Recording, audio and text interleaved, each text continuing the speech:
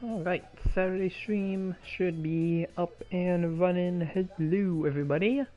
Back at again with another Saturday stream here. And quite excited for this one here because there is quite a bit that they've been adding in terms of content for GBO2. So quite a lot to talk about for this week here. Honestly, I feel like there's been more happening for this week for the post-6th anniversary than we had for the both the pre and the actual 6th anniversary. So, yeah, a lot to talk about here, but yeah, I'll start off with the usual. Just go, do a quick run of the store here while we wait for people to join in. And as you can see there is our new banner suit, the Engage Zero Yonghwavin from the game Mobile Suit Gundam UC Engage. Yeah, it's a 600 cost general, really good mobile suit.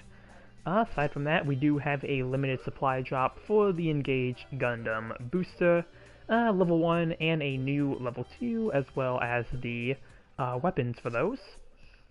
We do have a boosted supply drop for the Yonghwavin, where you can get the Engage Zero guaranteed on the 4th step, and you can have Peiche as a operator at the 5th step there. You have a 6-year anniversary closing event, custom parts pool as well. I haven't done this one, because I don't know if you actually, I don't think you get the parts from doing any of the first ones. You only get it from the step 4 by the looks of it, which, yeah, not really that worth it for me. I'll probably just wait for these parts to come to the RC store at some point. Moving to the DP counter, we do have the Gelgook Vertex Xanthos. Hello, comic. Welcome, welcome. We do have the level 4 weapons for the new level 4 suits they added, and then we also have the Zissa Sleeves type Beam Saber, since that is a new level for that suit as well. We have the recycle counter. Let's see. Unicorn and Banshee are no longer in here, so they're probably going to show up, probably at random times now, but for what we have here, we do have the Gather Road Gym. This suit was recently buffed, and I have heard it's alright, so probably a suit worth picking up if you didn't have it already. The Drossi Kai Heavy is also in here. That's a pretty decent space-only sport. Other than that, does look like a lot of the standard picks. Moving to the main weapons here. We do have the Violent Custom Beam Saber at level 2. Ashimura Beam Rifle, the Knuckle Dagger, Missile Launcher, bunch of Beam Sabers actually. We have the Jagan Beam Rifle. Yeah, typically, it was just a lot of the typical stuff you kind of see now when it comes to the weapon options. Custom parts, I don't think we have anything really new in here, so don't think there's really too much to speak on here. And then nothing new for clothing, markings, or patterns, so all that is still the same stuff, but yeah, that's everything for the store at least. And again, some pretty decent stuff for what you can have. We also have all the limited missions as well, real quick. Yeah, I did manage to complete all of them before stream, so but here's everything you get. You have the Zissa Sleeves type at level 1 and 2. You have a level 4 Gundam, level 4 Rick Diaz. You have a pilot suit. You have the Uma Lightning Gelgook High Mobility type at level 4. And then you have some mechanic tickets. So that's everything you get from doing the post-6th anniversary event stuff, which it is some really good rewards.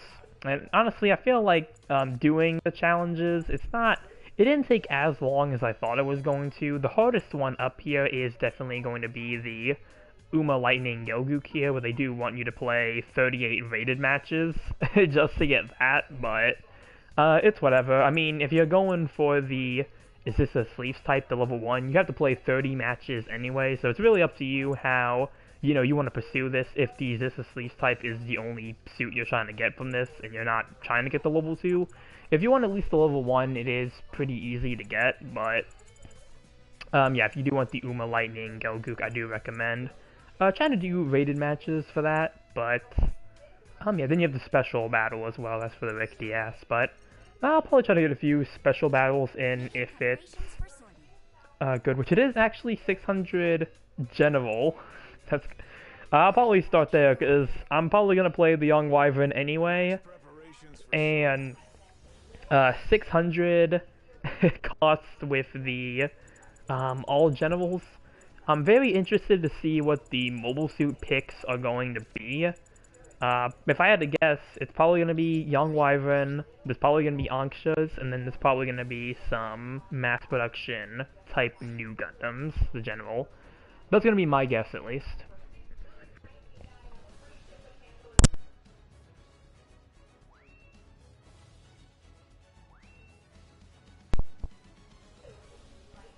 The Engage Zero Fish edition. It's got a Whittlefish. So hello, Willie. A few more picks that people are going to be using with this than I thought, but really going to be depending on what the enemy team is using. Like, I don't doubt there's going to be at least one Anxia running about here.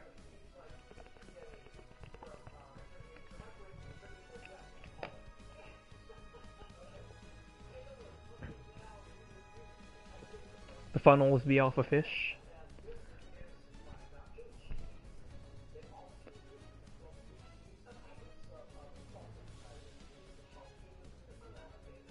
Which do be creative once you know of it. I mean, yeah, they are very cool design funnels. Like, they're very unique with what they did with them. Because I also feel like that's not... Like, the design of them, too, I feel like is not really something that Axis really kind of did with their funnels. But really with Neo's Zeon in general. Like, they tend to have them these more smaller, cylindrical shapes. But yep, there it is, the Engage Zero Yonghwavin here. So yeah, we'll see how it goes in the all generals here. What do the colors be? This is supposed to be... I tried to make it something like Play 2's Cublay. That was like the inspiration behind this design, or this paint scheme. Okay, well somebody's already on the other side of the map, which has me a little bit concerned. GBO2? Yeah, I probably said it wrong.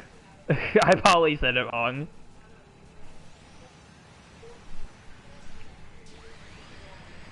What are we shooting at? I only see two people. Okay, well I see, I think, a Stark Jagan. I mean, it's the only thing it can be, really, with the backpack.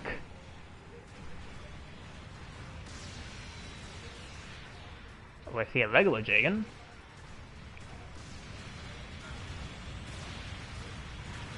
Okay, well the good news is I don't see any Anxias, so this might actually be a really good round. Oh, there's a Yonghwavin.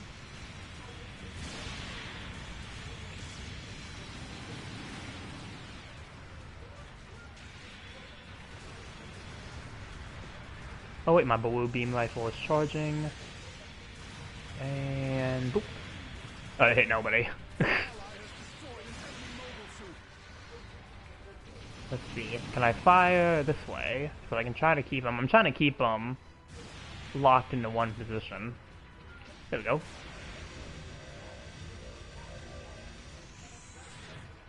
I'm just used to knowing the names as Peru originally. Oh. And not the other weirder one. Oh, okay. And flash. I'm surprised I didn't get my teammate in that. Let's see, fire those. Get the barrage. Yeah, come after me, you Stark Jagan. I'm not afraid of you! Okay, well we both had the same idea there. So, I mean...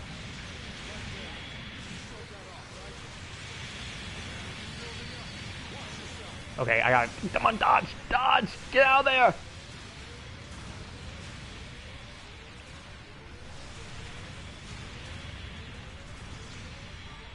Dodge, dodge, dodge. Dodge. Come on, buddy. What's gonna be your plan? Unfortunately for you, I have that sliding downswing. There we go. Fly up. You're not gonna escape me! Get back here! There can only be one of us! Easy really being a top dog at 600 along... Yeah, the new... I think somebody's right here. Hello. Yeah, the new Engage Zero is a really good suit. Like, it's really good. Like... yeah, you get a lot with this suit. It's a really nice mobile suit. Really strong.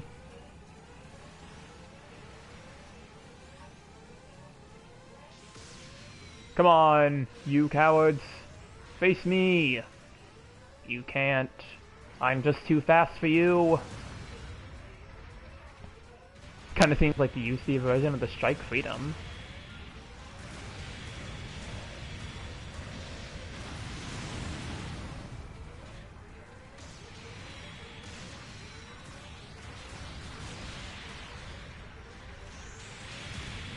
I can't tell what I'm shooting at.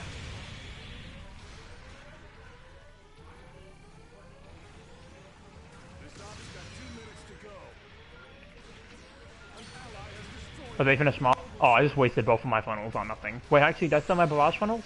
Oh, I do. Come on. I'm going to get after them. You can escape. Just fast and funnels everywhere. Yeah, that's pretty much what, like, best describes the suit. Especially if you have more than one of them on a team, it really is just a bunch of funnel spam.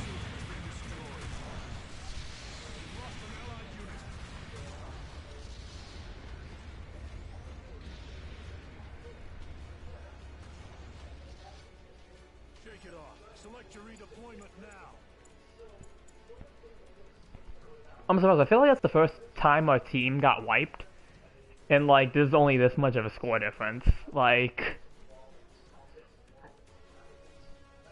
I must not have noticed it. Our team getting taken down. So the real question is, where are we gonna spawn?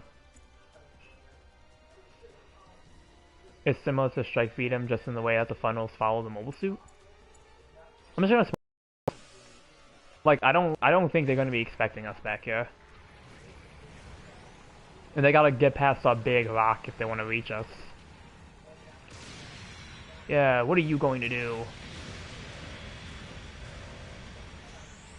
Like, look at how much damage I did to just this one enemy, which I think that's a Shark's counterattack. Like, the amount of damage I'm able to do.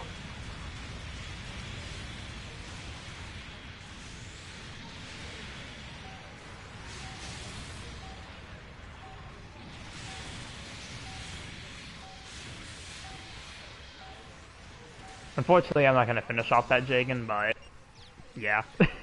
The amount of damage you can do is just really nice. It's more that the Dragoon pods are of the wings. This is just fish attached at the sides. Yeah, they're just kind of loosely attached there. But I mean, yeah, like, I didn't get a lot of mobile suit kills here, but I mean, the results still pretty much speak for themselves. Hey, level 22.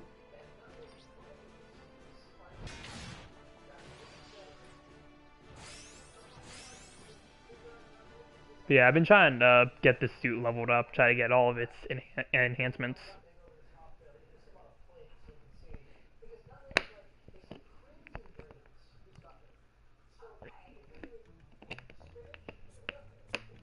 But yep, that's the first game with the Yonghwavin here, and that's also the first game in the limited battle here. So, yeah, I'll take this to some actual matches now so we can see some real performance of it. But yeah. Commence preparations for sortie. They made it look like the fish that like sticking around with the sharks it coexists with. Yeah, it kind of does have that look to it.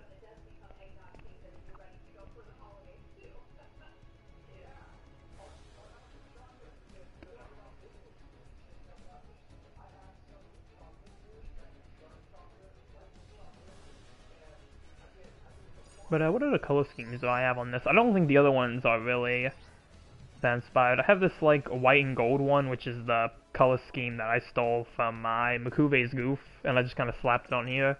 And I just have my base color scheme, but I really don't think I've used this. Like, I may have used this color scheme once,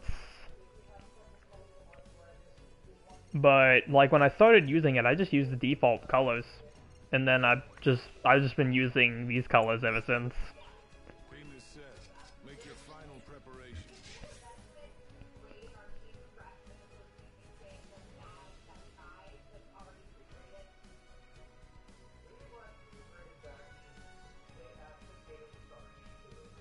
I did have the dark blue Keyblade Mark II colors. I also had that at some point, but I stopped using those ones. I didn't like it as much as the red.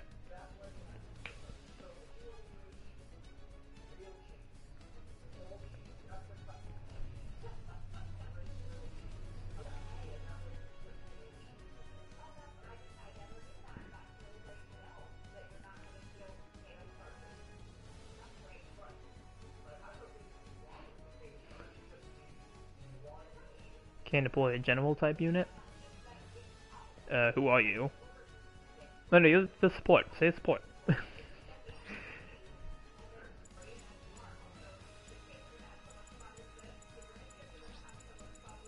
mean, yeah, just use whatever you want. I mean, I'm not too picky.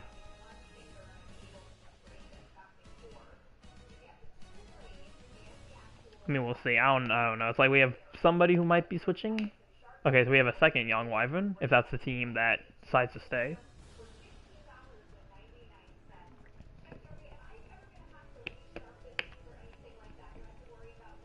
Yeah, I have a non-commentary video that's just me on a full team of Yonghwavins. I posted that, I believe, yesterday, actually, which I typically don't post sort of like random non-commentary videos like that, but it was just a match that was really good, so I was like, yeah, I'll post it. Because I do have an actual Yonghwavin video in the works, so it's like, oh, well, I already had the footage for that one. So it was just kind of like an extra match that I wanted to post. Didn't want to let it go to waste. Easy Y is like an effective mid-range suit that can end up being like an S Gundam or lower cost Tainu when its active skill activates. Yeah, the Psycho Field skill on this suit is really, really good.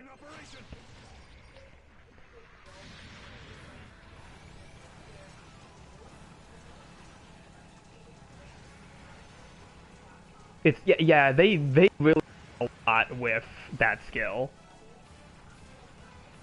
Like it's like what you get the flat boot, get melee. Just suit all the bells and whistles for that. Yeah, I gotta go in with funnels because there's no way I can just shoot my teammates. I also need to get over.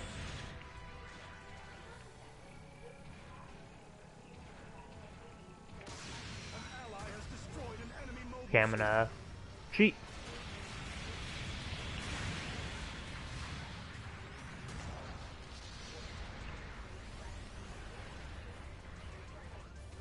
Melee plus 50? Wait, no, it's... I hope that's not melee plus 50, because that'd be a whole lot of melee. That actually wouldn't surprise me, though, because I feel like this thing actually does get a lot of melee strength when that skill activates. Like, I noticeably am doing way more melee when that skill activates. It is? No wonder why the melee on the suit becomes so powerful. Because that was something I picked up on. Where it was like, I'm doing a lot of melee damage. More than if I was just using the thing. How'd they get not down? Wait, yeah, I'm pretty sure I hit him. How'd they not get down swung?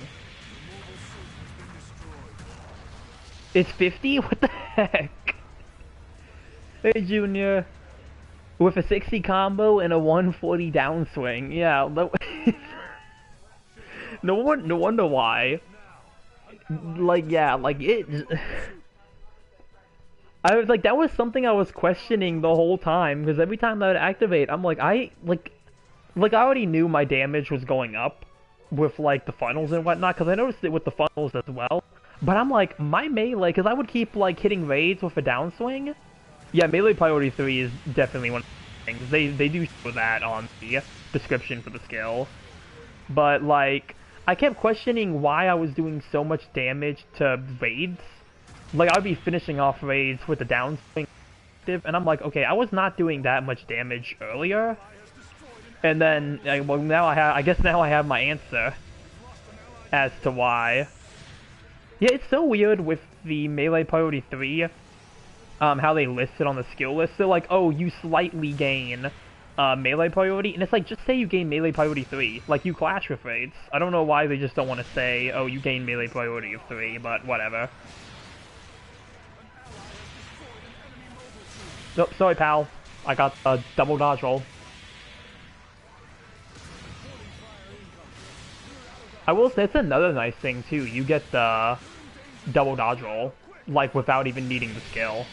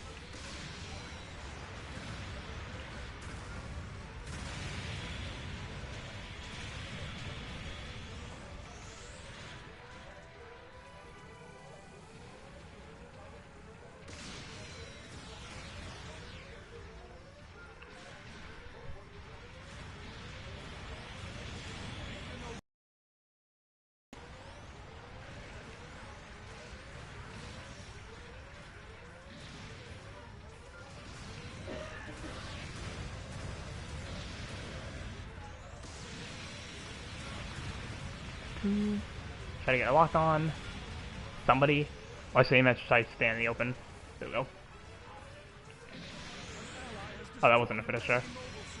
Well, I still got my funnels.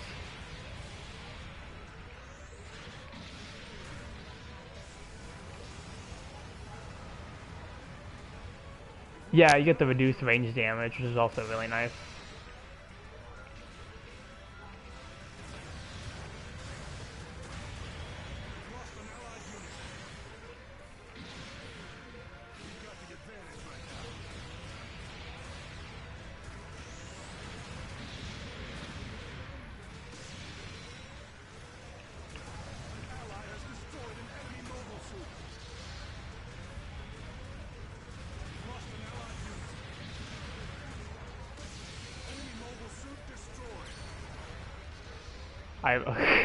I'm surprised I'm still alive right now.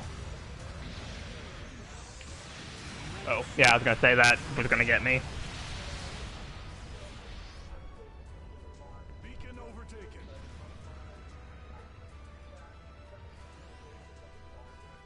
But yeah, I think, yeah, like, I definitely noticed the reduced thrusters as well, because when you're using the flat booster skill, you can use it for, like, a very long time with this suit.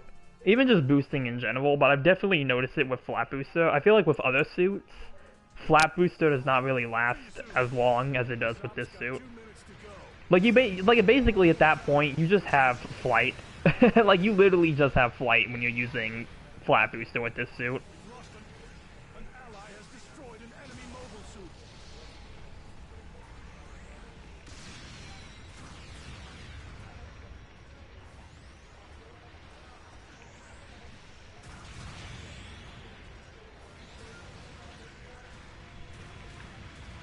Which way will you go? Either way, I'll lock it down.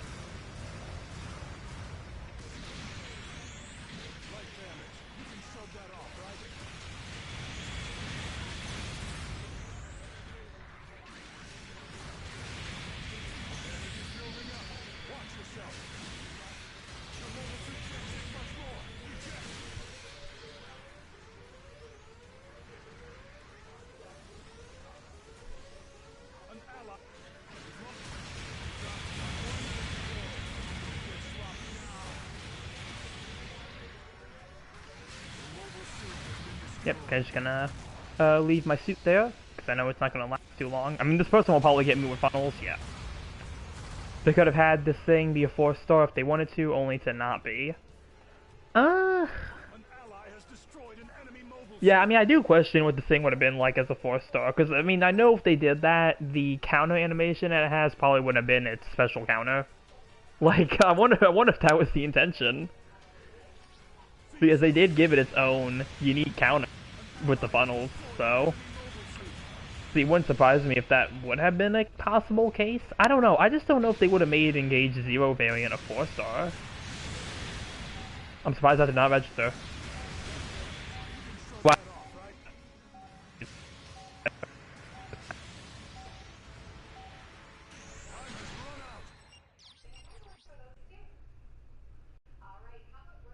But I'm pretty sure we won, so... Yep, mission completed. So let's see how we did with this actual match here. Our Pixie did really good. 7th place. Not my best match.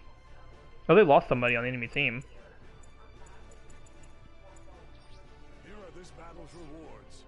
I sort of thought of it being one with this variant in particular, but I guess not. I mean, in the end, I mean, it is just still the Engage 0. Like I said, I don't know if they would have done it for a mobile game suit. Like, I don't know if they would have thought it would have sold that well as a 4-star. I mean, it probably would have, just because, again, it's a good suit. So probably just from word of mouth. But, I don't know. Making preparations for sortie.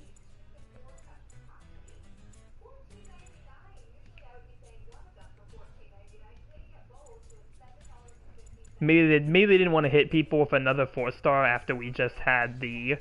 we had the full armor unicorn, and then we had the Z and the Penelope. So they've been trying to give us a break from 4-stars for a bit.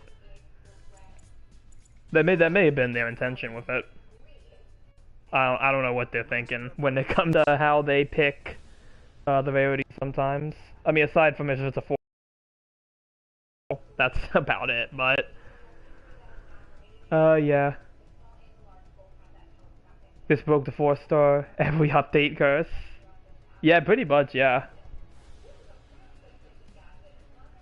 No, it's a bad thing, it's just that they did. But they could have added. If there's a further variant of the Engage... Is there a further variant of the Engage 0 or the Engage Gundam?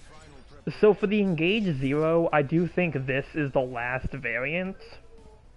The Engage Gundam has like 50 variations though. So like, yeah. It's only variants of the What If Engage Gundam. Yeah, that's it at this point.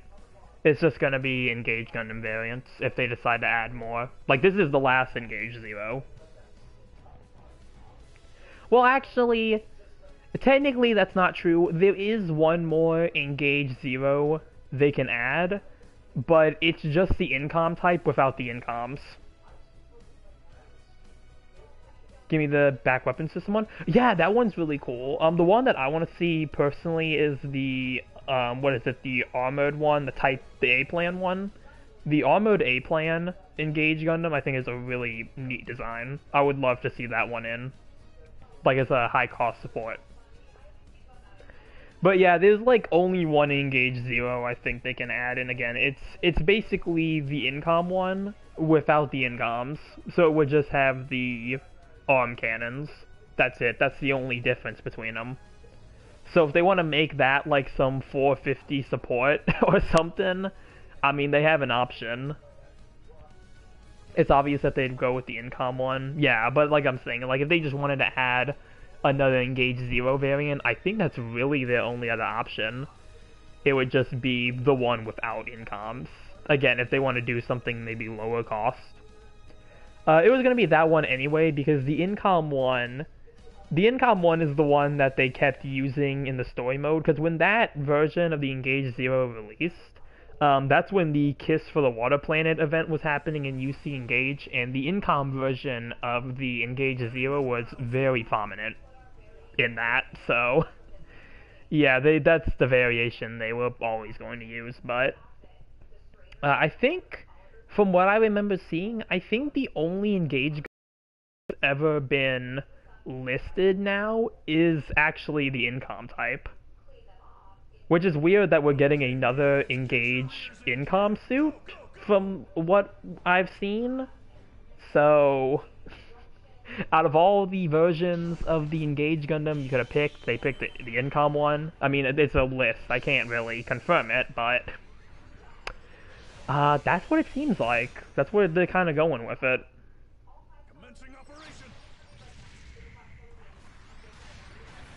But like, there's so many versions that they could do that I think would be really cool. But at the same time, I feel like people don't want all the Engage Gundams. So I don't know what they'll try to do with that.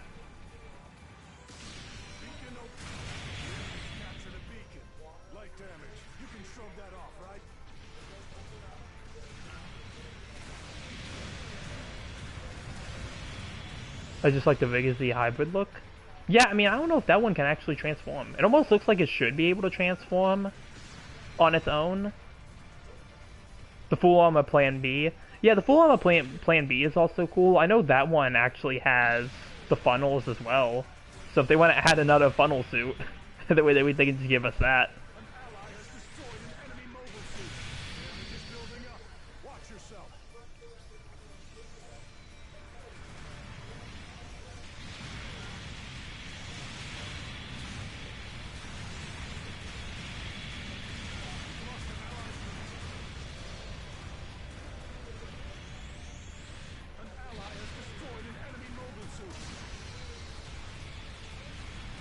It seems like it does go mobile armor mode. Yeah, because it's all connected to the back. Like, the way they designed that version gives me more vibes of the Vigazee custom than the regular Vigazee. Because the cannon is on the right arm, actually. It uses it as its primary weapon. What would be like the nose cone cannon. So I can only assume that it has to actually transform. Which in a way is actually kind of sad that they managed to get the Engage Gundam concept suit to actually transform and not the actual Vigazee.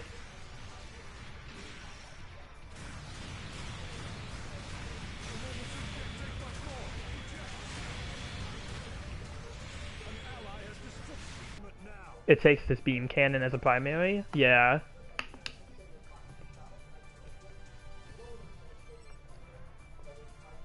Oh. Okay. The room no longer exists.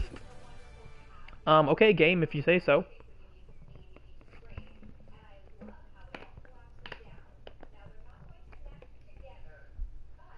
Wow, yeah. Okay. If you say so, game. What are even on the maps in rotation? Yeah. I mean, to be fair, I don't think that match was going the best anyway, so my rating probably just got spared.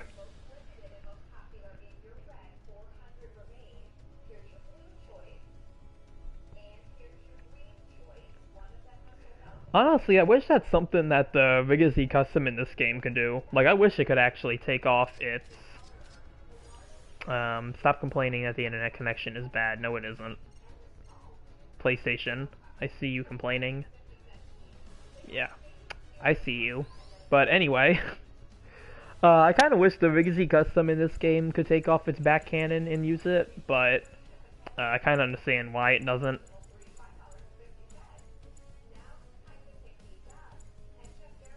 Kind of was a tiny bit.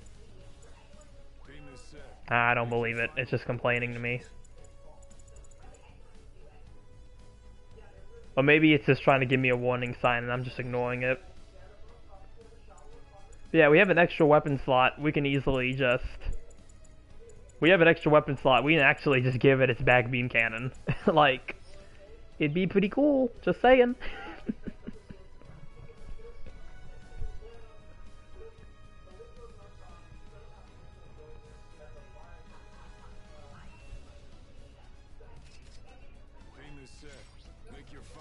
I'm kind of surprised we haven't gotten anything for the Super Engage Gundam.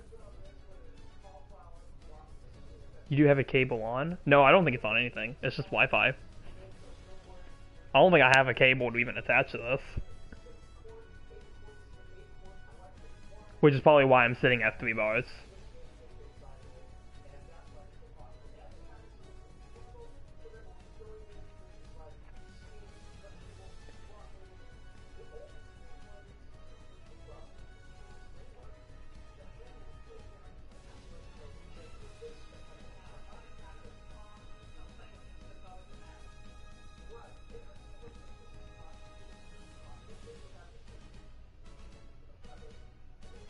Maybe having a cable will help you in the long run. I don't know if there's any way to attach a cable in here though. That's the thing. Like the room I'm in, I don't know if we even have one in here. BB is a stickler for not adding weapons for buff. I mean, they have a couple times. Either they'll let suits use other weapons or they will add weapons. It's kind of like... Yeah, it's maybe sometimes they do and sometimes they don't. I mean, it did take them forever to give the Goufsome commander type its head Vulcans. Still doesn't have the beam pulsar gun. What does it have the weapon slots for it? Like, does it have... Because I don't know if that suit has a full arsenal or not.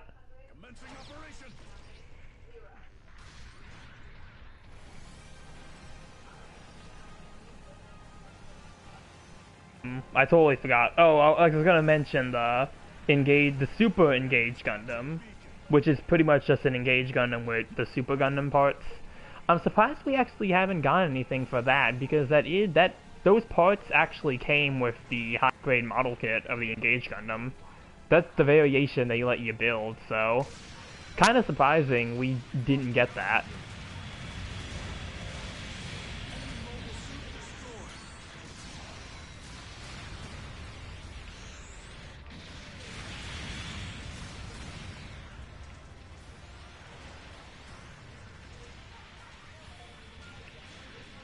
I have no idea what that is.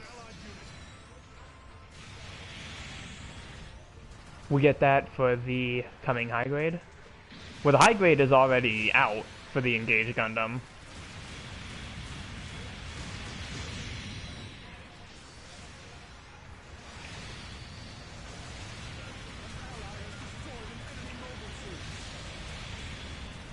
Yeah, it came out not too long ago. That and a Vogul re-release.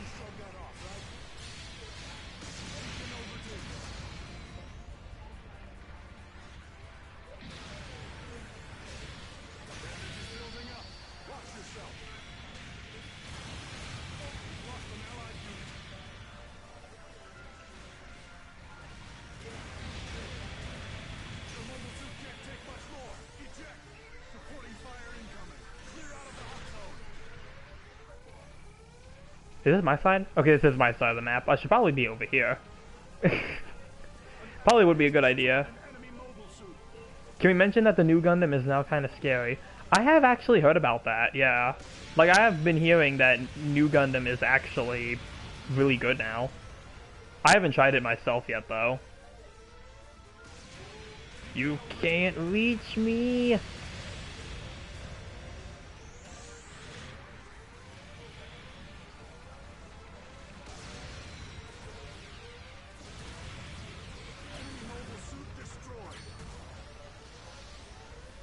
So yeah, I need to try it myself at some point.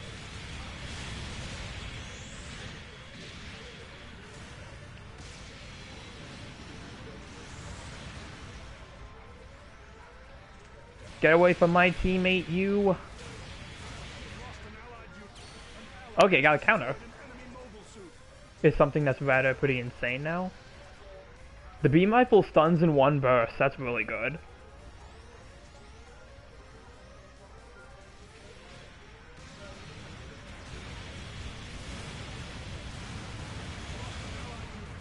I'm going straight to the belly of the beast.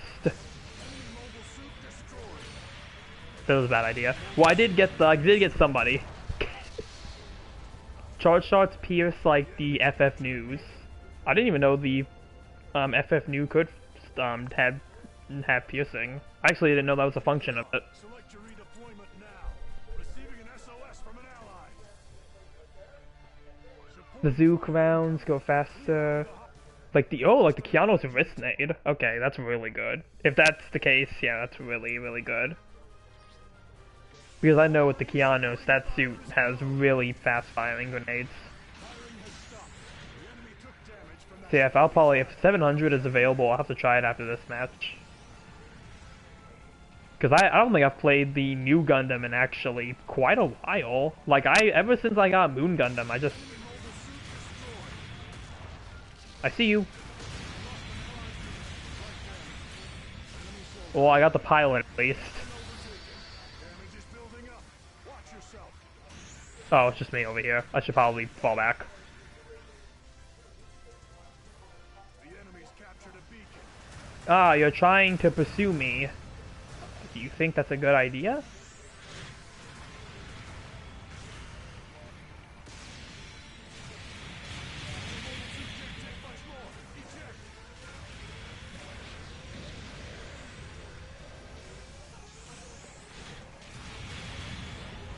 Fin funnels lock on 300 meters now and even have less heat, and the shield missiles have a faster fire rate.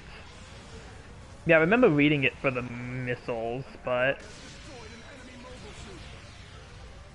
Flight control and force injectors, level 3 now. Okay, so they did give it a lot, which honestly I don't blame them, because they gave the other new variants so much. Like, I'm not even surprised that they had to give it some.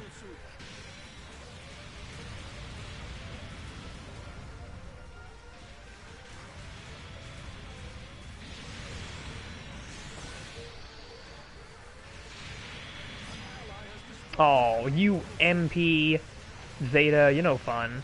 You're getting in the way of my 1v1.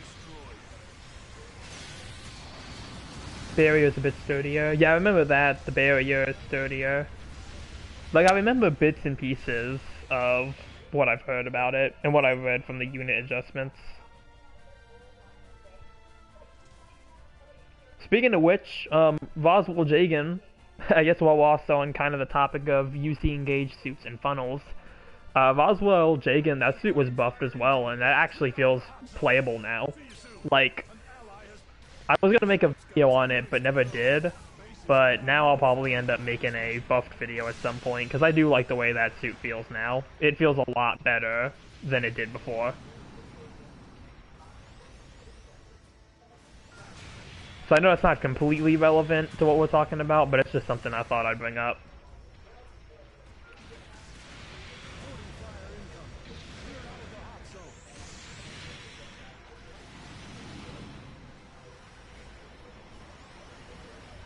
Long-range supporting fire is a go. Firing has stopped. Guard. Lost an allied unit.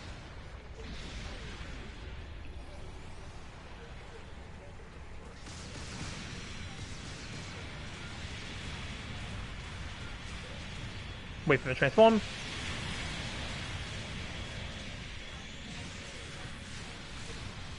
op's got 1 minute to go. Don't get sloppy now. Receiving an SOS from an ally. We've lost an allied unit. Oh well. Like, taking advantage of that opportunity.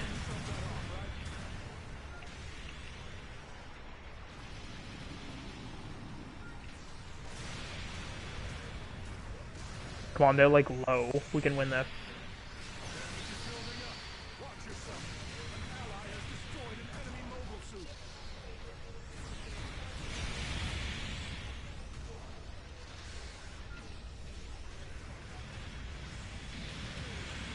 The enemy's captured a beacon. The mobile suit can't take much more. Eject.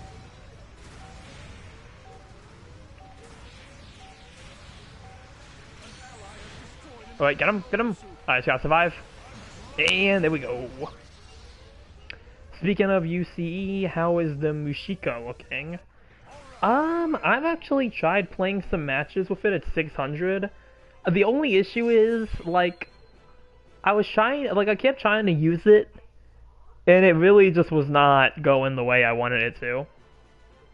So I don't know if it's just because 600 right now, literally has all these generals running around, because most of the buffs for it are at level 2, so that's the suit I've been trying to use, or the version of it.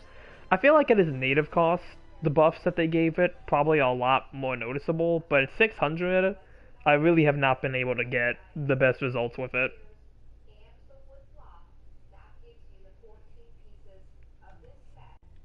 Wait, let's see, do we have 700? We don't have it here. Do we have 700 quick? Oh, we do. Okay, so I'm gonna go here and take out new Gundam. Well, congratulations, new Gundam. You get to you get to come out from the shadows here after being in the in the dark from the Moon Gundam.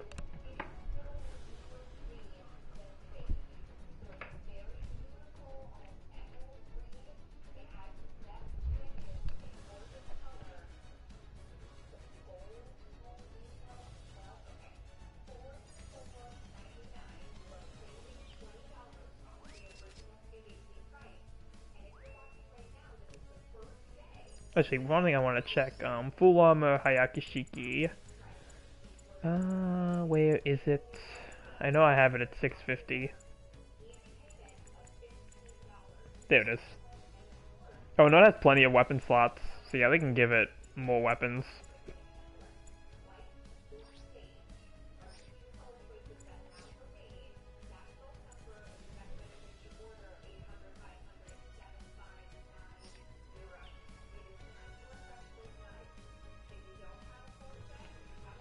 But yeah, I'll probably try to come back to the Mushika once 600 kinda dies down.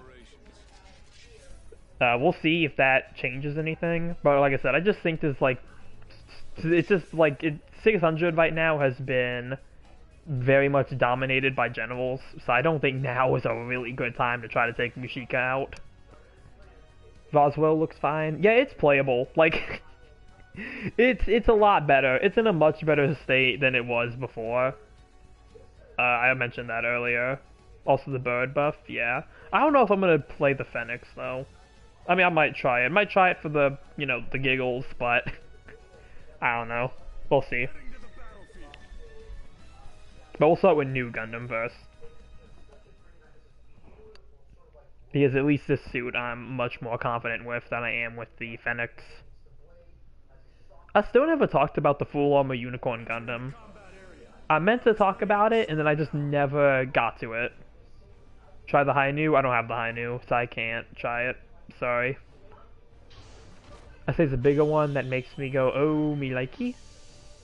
Yeah, I mean, I'll probably give it a spin. I mean, we're here, might as well. If I don't make a video on it, at least I can talk about it here. But yeah, we'll see with the new Gundam here. Let me get my barrier ready, because I feel like I'm going to need it.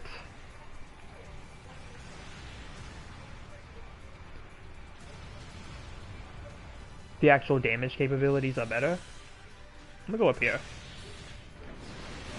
Oh yeah, it is fast. I'm probably gonna have to get used to that. Oh, I forgot Z Gundams are here. Yeah, you wanna go for that? Boop!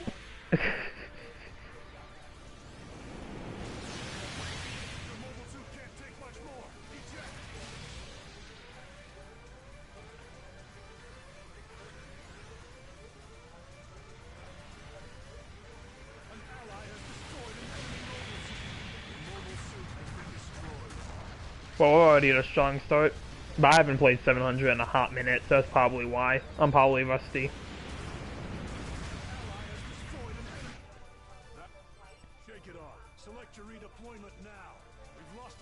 Both the Sabers, normal and NTD went up by 200, and the Awaken is no longer... Oh, it's now 20 less range power taken. Alright.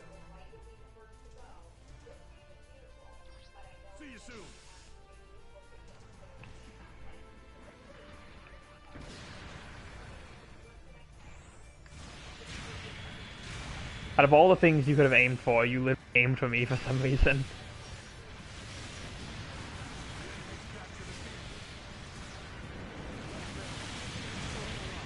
Okay, well that was a lucky counter.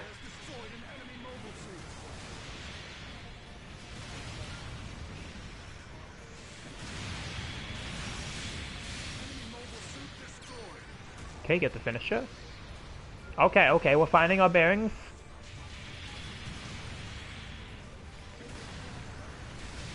Okay, we got another counter. Boop.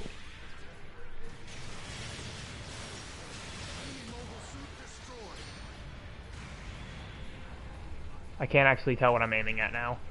Okay, that's my team. I'm just trying to lock onto something. Something that isn't the shuttle, preferably. Something I actually can do damage to. Alright, someone's spawning in over here. Boop. Alright, they fired. Gonna get a little bit of damage off there. Hey, you're trying to counter my teammate? Oh, of course, you have a multi-tackle. And of course, the whole enemy team spawns in. And we lost somebody.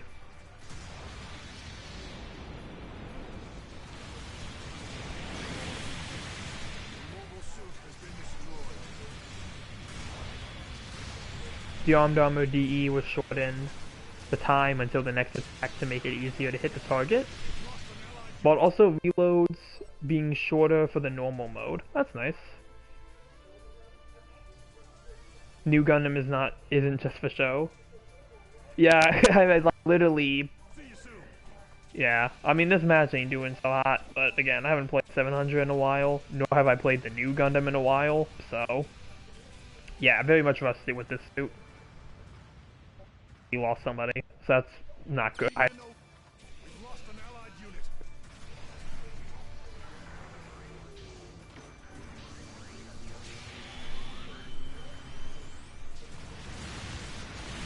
Well, that was a lucky counter.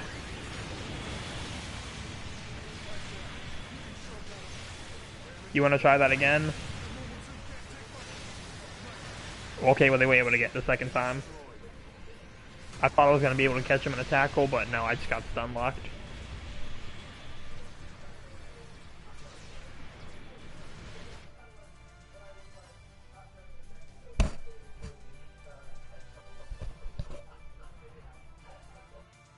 We've lost an allied unit.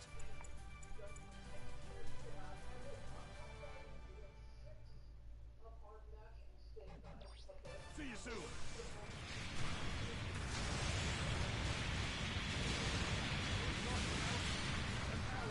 I got a fist on somebody.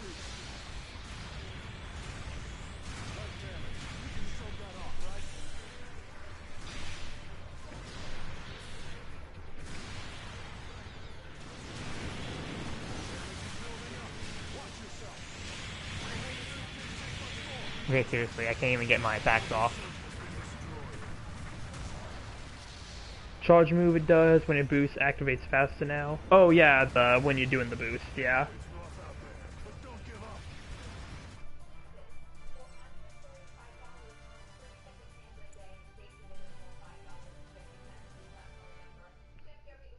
An ally has destroyed an enemy mobile suit. Yeah, I mean, I really don't know what I'm supposed to do here. Like, I spawn in, and then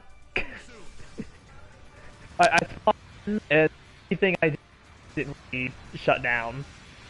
I mean, there really isn't much for me to do.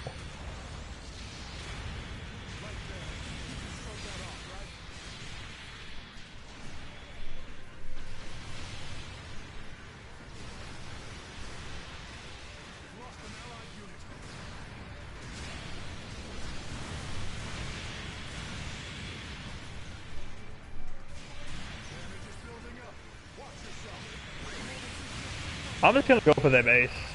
Like, for real, I'm just gonna go for their base now. Even survive. No, I'm not gonna survive because somebody decided to waste their funnel missiles on me. Yeah, what the heck. You couldn't have used any other weapon? We've lost an allied unit.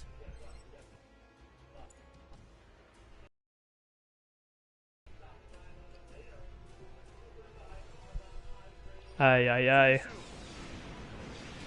If any other scenario, though, the suit would probably feel very nice. Funnels, go! Finish him off!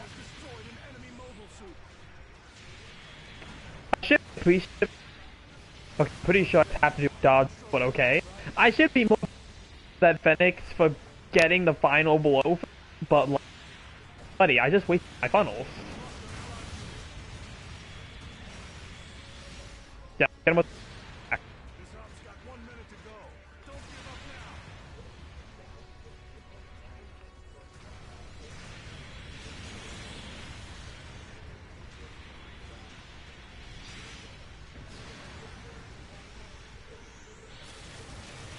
Damage is building up.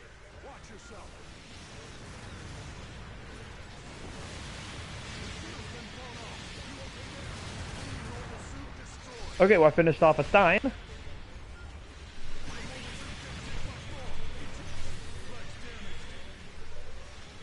Yeah, that's always fun. Could it just fly to you and normal swing on you? Yeah.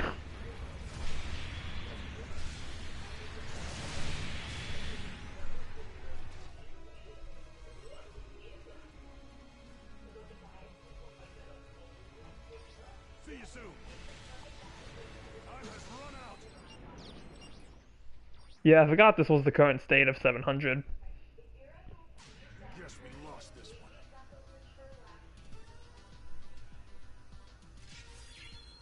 Yeah, I got top in individual though. On my team, I was also top in diversions with a whopping 35%. I mean, this was just a quick match too, so it really doesn't matter, but yeah.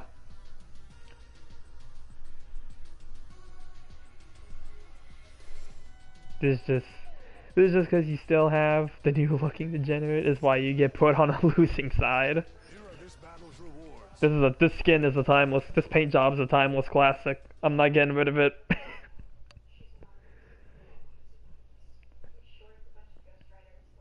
I don't care how many losses I take with the new Gundam here. Making preparations for sortie. But yeah, we'll move on to the Phoenix next. Maybe I'll have a better experience with that. Preparations for sortie.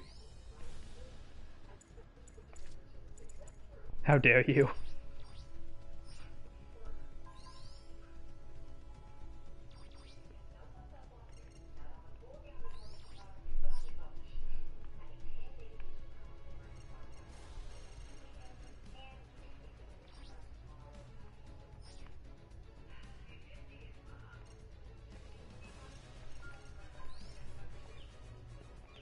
Let me use my rock looking color scheme for this.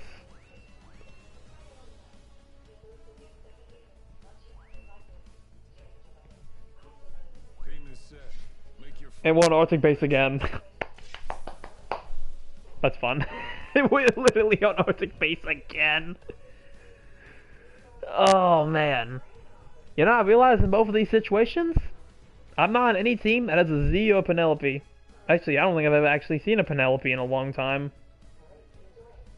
We have a Banshee Norn though, we might actually have a winning chance. I'm gonna need somebody to carry me through this. Because if I'm that rusty with the new Gundam, if I'm that rusty with the new Gundam, then who knows how I'm gonna be with the Phoenix here. I was thinking of some kind of woodland bird. With the paint scheme I have on, or just like a general color scheme. 3 flat A's on your side. You know...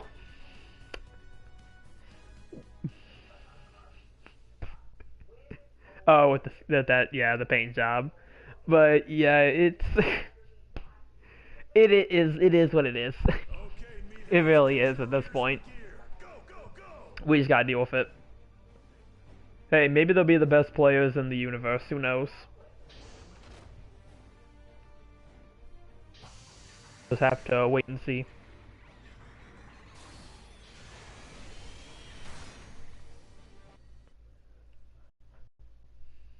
commencing operation.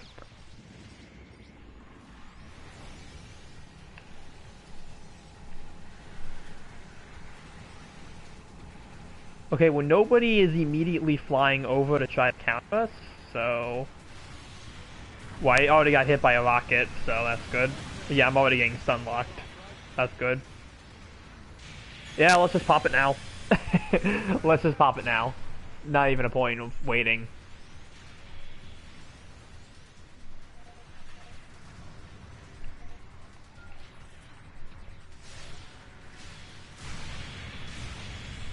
Somehow that locked onto me, but okay. You locked onto me instead of the person right in front of you. Cool.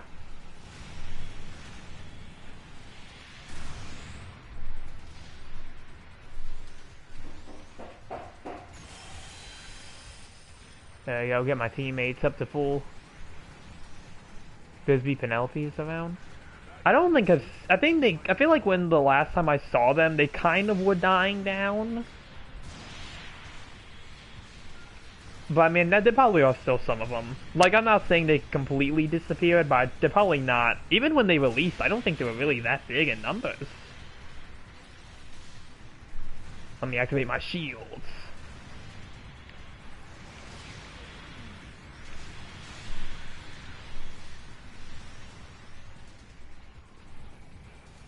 The Bill's Sun meta is too much for the Penelope.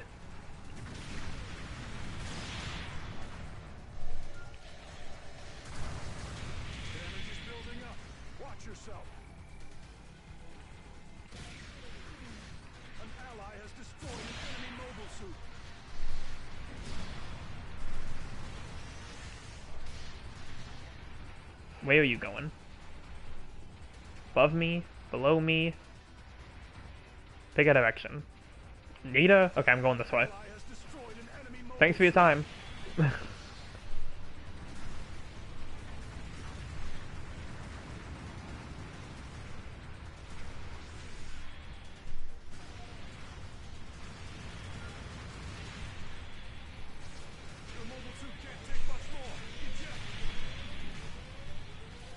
From your experience, is still around.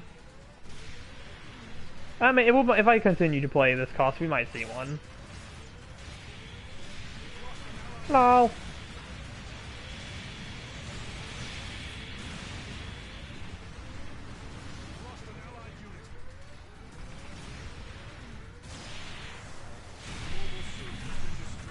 Could be that kind of case of maybe being less for lower ratings.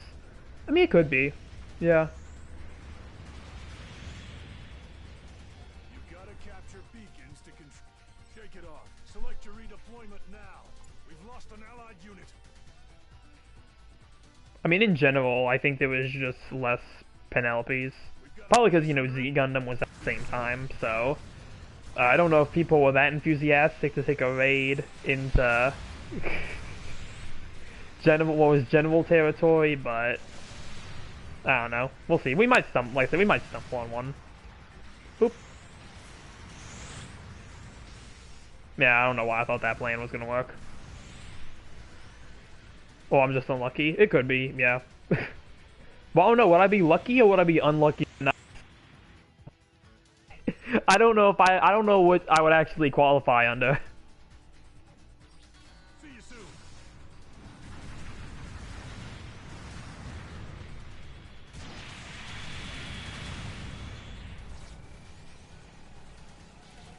Slide to the left. Leave me alone. Oh, you know what? Fine. No bundles for you. Oh, it's a Vargul. What the heck?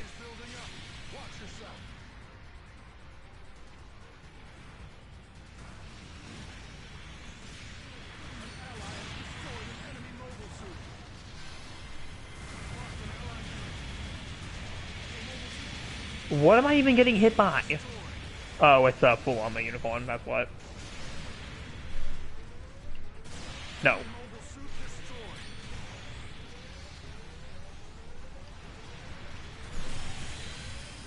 Yeah, I need some health back, now.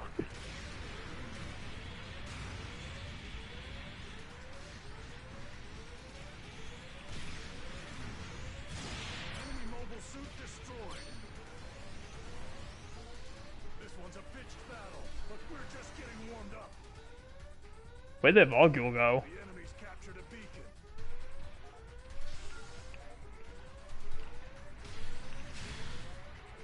Enemy soldier eliminated. Beacon overtaken. Oh, there they are.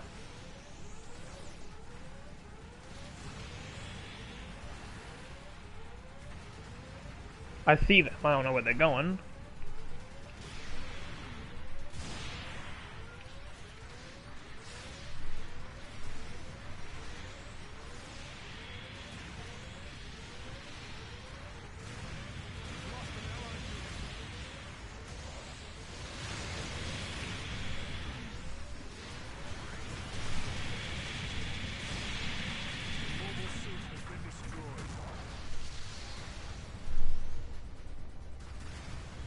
But yeah, from what I remember, I mean, I remember the Penelope being good, from what I've heard, and I do also remember people making use of the flight form. Like, I have seen him, like, I used to see him in the air a lot, but, like I said, I don't know. It could just also be that the Z is just more popular. We've lost an allied unit. The Tony Stark Jagan.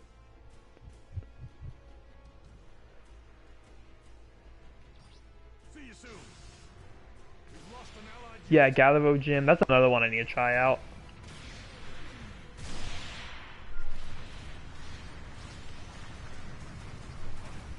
We've lost an allied unit.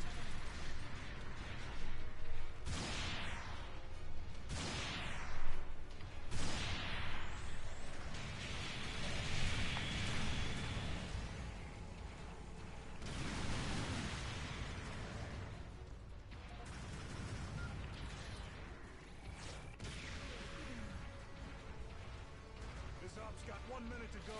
Don't give up now. Oh, the transform mode. Yeah, flight I saw a lot. I don't think I really saw people use the transform as much on it.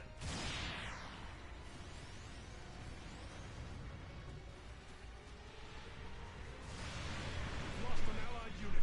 An ally has destroyed an enemy mobile suit. I don't even think I hit anything, unless what I was aiming for was already destroyed. Probably nothing to aim for. Enemy mobile suit destroyed. Okay, hold on, we're catching up. We're catching up. Who's back here? Enemy mobile suit. Oh, they got whoever it was.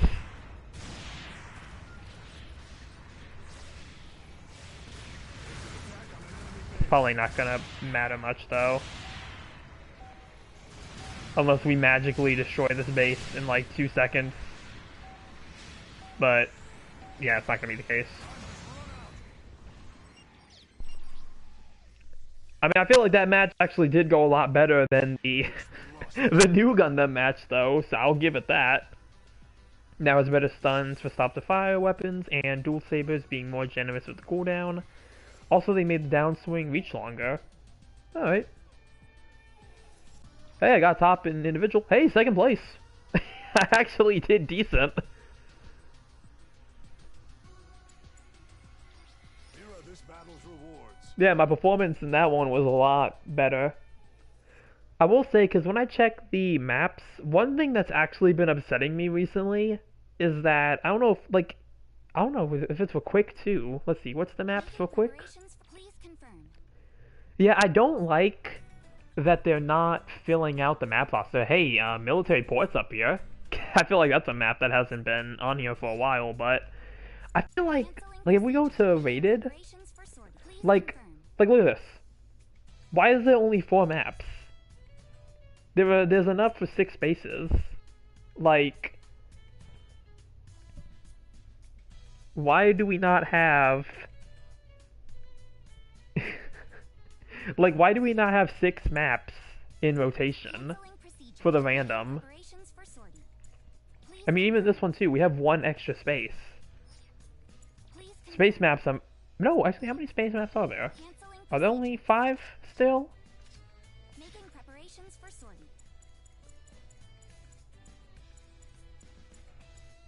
1, 2, 3, 4, 5. Okay, it's only 5 space maps, but yeah, it's like military port do be there often for quick match 700 rooms.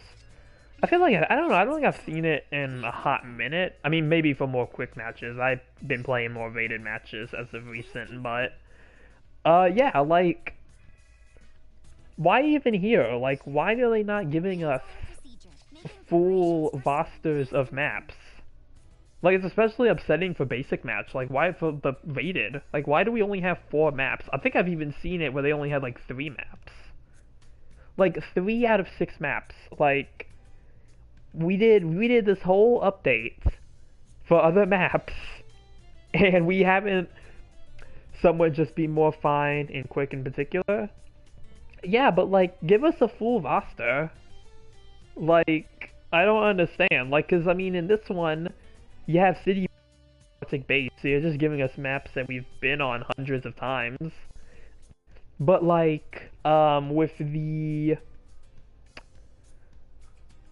maps here, yeah, they like they changed like trenches and underground base, but like we don't get those maps.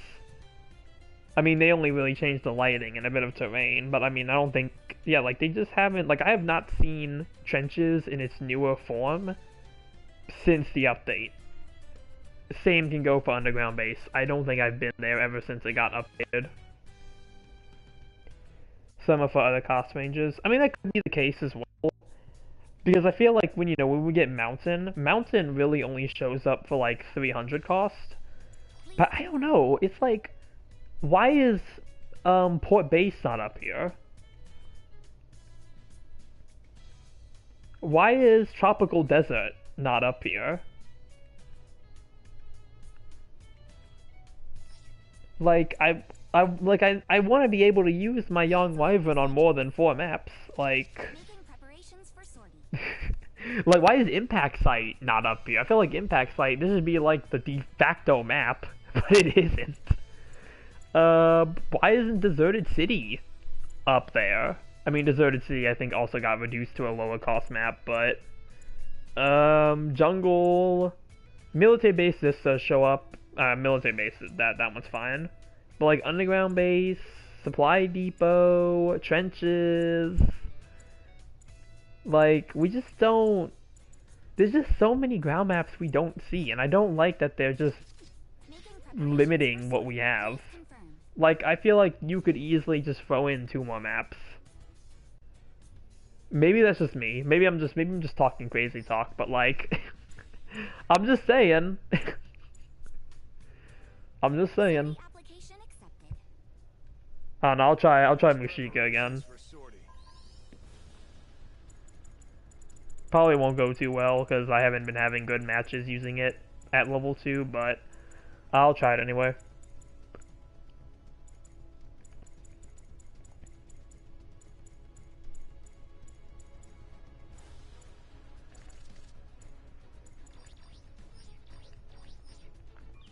Just the ones that they think is fine enough for something made to be taken more serious. It just seems weird to me though. Like, it's just weird. It's just weird. There's so many good maps in this game. And I feel like they're just not up there. Compilates the suit's playstyle overall.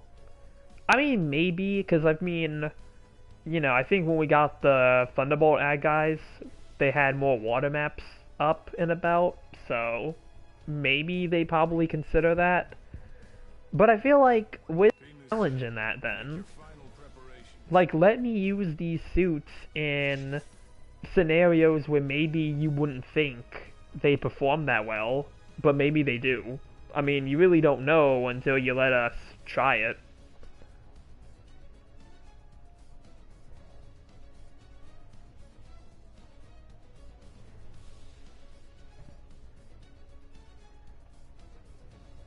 I don't know, maybe I'm just tired of being on Arctic base the whole time.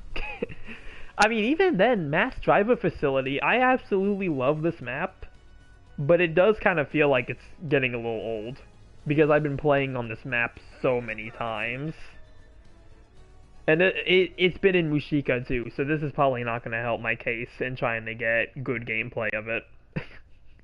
Like, this isn't going to help my case, because I keep getting put on this map while trying to use it.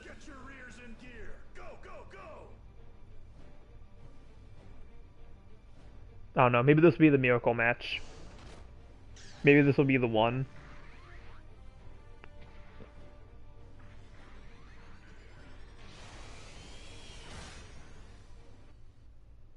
Commencing operation.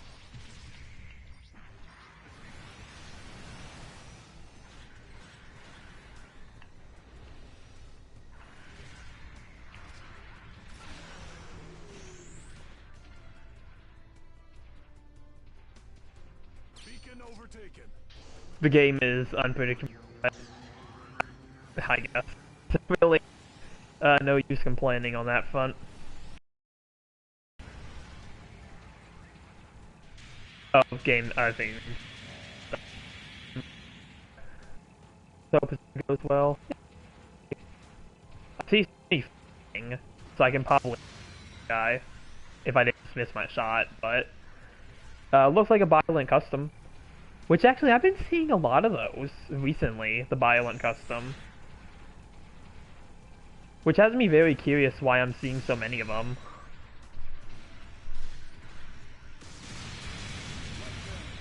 Big MS don't perform well in tight maps and hard to balance if the big suits get buffed too much. I mean, I understand that, but still, it's just like, I don't know, like, I just feel like it would lead to some fun scenarios. I mean, again, maybe quick matches will have more of it, but I don't know. Okay, can I get some help here? I shouldn't be getting dunked on by a Delta Gundam. Like, no offense to Delta Gundam, but like... Oh, they have like 3 Yonghwavins. Yeah, I'm not gonna survive this in the slightest. You say that when the Gale continues to get neglected? Yeah, I don't think... Have they ever buffed the Nightingale at all? Like, I don't... Has that suit actually ever been buffed in any scenario? Was there one buff, or am I just delusional? No, it wasn't. They didn't buff it at all. They never did.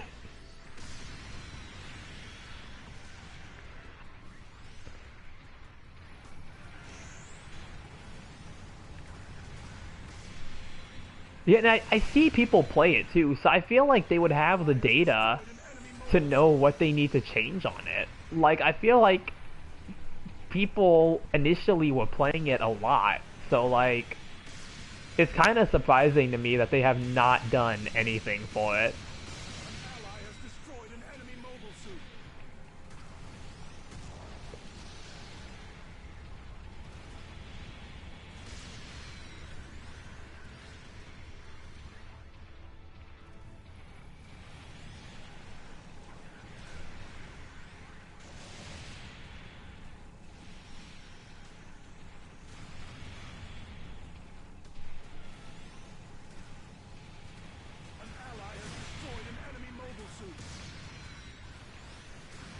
I'm like missing all my shots here. I'm missing all my big shots. Win rate was high, but mobile suit loss was also very high.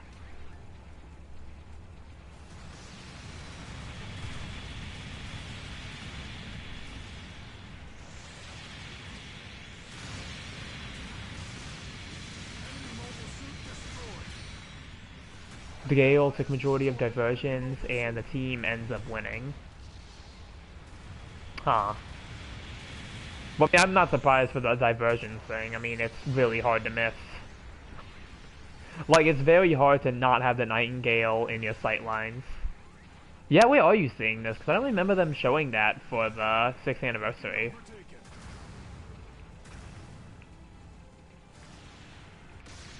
Because I feel like when they do unit adjustments, they only show the suits that were changed.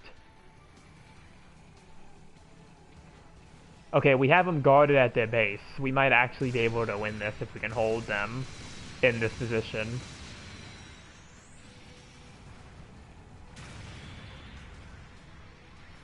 In person, they show some of the stats to the people present.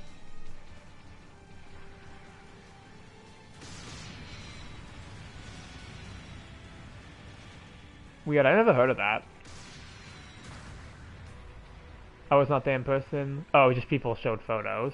Oh, okay, so, okay. That explains it. Because that's what I was like, I'm like, yeah, I was trying to figure out where you saw that. Come on, we gotta, where's my team? Why am I the only one holding the line?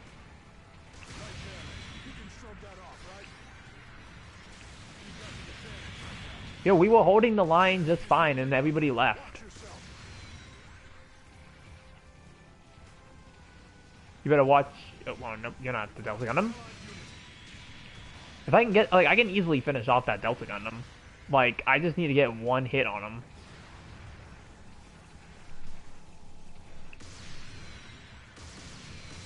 Though they're probably repairing now, if I had to guess.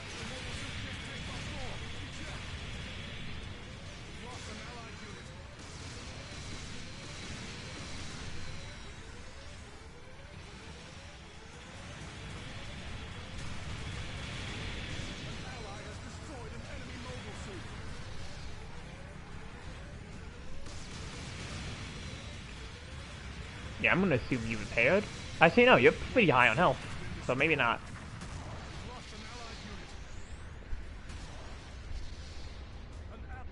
I'm gonna come out and say it. I know we just got the level 2 of the range auxiliary power skill. They should give that to the Mushika. I'm just gonna say it right now. They should give the level 2 version that the level 4 Rick Diaz has. They should give that to the suit.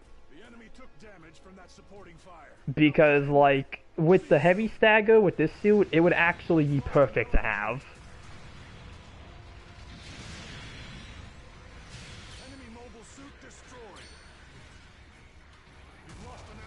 The Gale has close to a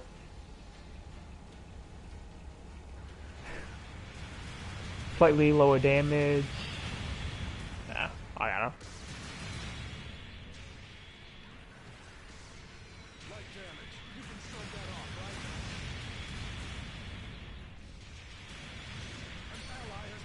If the GBO2 core knows this or not.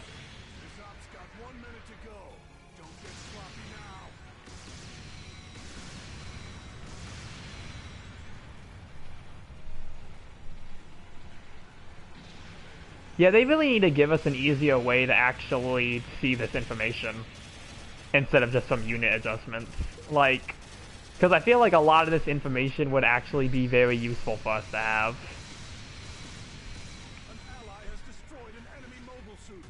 Like, as players.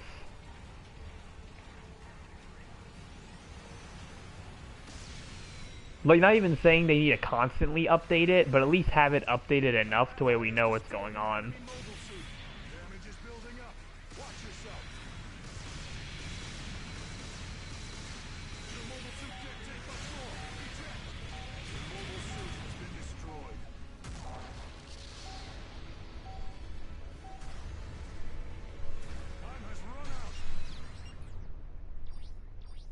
Well, hey, that match actually went pretty good. And considering the enemy team had 3 Yonghwavins, I'd say that was a pretty good result there.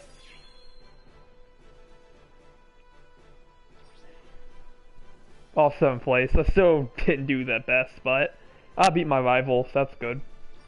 Here are this battle's rewards. That's probably the best match I've had using the level 2 Mushika so far. But yeah, like I said, they should really give this suit the level 2 auxiliary power, range power skill. Because, let's see, because that one, the auxiliary power that this does, they also show the new one in the Anksha. Norn is good, but just within range to not get a nerf. What about the Anksha? What did they have on that? Yeah, Pursuit Range Ox Program. This one has the level 1, which is only works on toppled enemies. But then you have the Rick Diaz, the level 4 over here, which has... where is it? There it is. They gave this one, level 2, increases range weapon damage against staggered, heavily staggered, or toppled enemies by 15%. I think if you gave this to the Mushika, at least at level 2, it would be really good. Because then you can use the heavy stagger, and then when you go to use the rapid beam, that would be good. Honestly, not surprised with the Norn. Angsha was more OP, 53 plus win rate, but they are waiting for newest 600s to even it out a bit more. Honestly, they just need I think they just need to nerf the Angsha so less people stop using it, because this suit is very annoying. I've actually been mentally prepping this conversation in my head for this stream or any other video. I feel like they need to give the Angsha some nerfs just so people stop using it 24/7, because I see it way too many times. And it's annoying to fight against. Because you're not really fighting against it, it just flies in, stuns you, shoots you, melees you, transforms, and then runs away. So, it's not really a fight with that suit. It's not like I think that was inherently OP. Angsha sort of being a bit on the OP side. Yeah, I mean, I get they may be waiting. Well, I don't know, cause they're like waiting for it to balance out, and it's like that suit has been out for a hot minute. If it hasn't been balanced out now, like yeah, just having no maneuver armor is enough to balance it out. Yeah, like it's very hard to stun.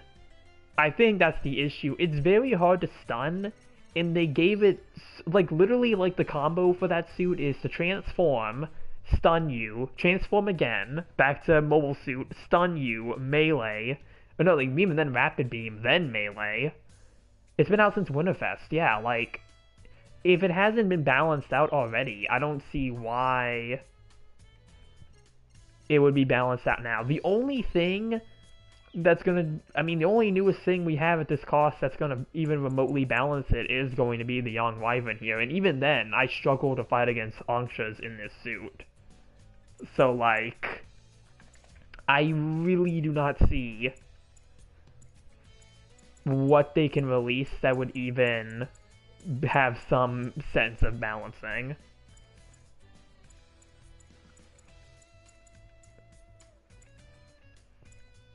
It has a level 2 as well, so I mean, like, I don't even see the level 2 that much. I only see it at its native cost, so I wonder if that plays a hand in it. But yeah, like, I feel like the combo is like this, like this, like, into a stun. Not surprising, it has a 1 second focus time. Then it would go to this, then down swing into rapid beam, and it's again, it's just annoying. This suit's just very annoying to fight against. Like I would argue, Angsha became more annoying to fight than the Atlas. The Atlas these days feels manageable. Angsha is just no.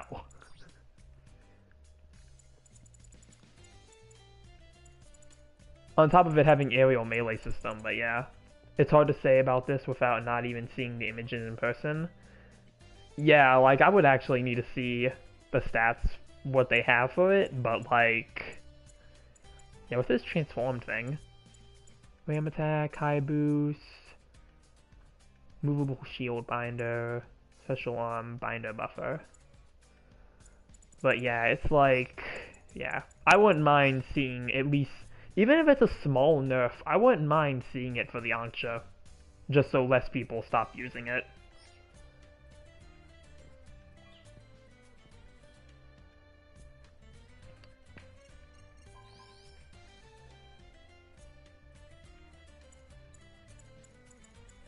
But yeah, we'll have to see. I mean, like I said, I feel like if they want to balance out the Anksha, like, you'd really need to release something kind of special for that to even be a remote possibility. If it wasn't 300 space, I'd try the Galero Gym, but I don't think I'm going to be able to get into that with space. Actually, I'll try it. Commence preparations for sortie.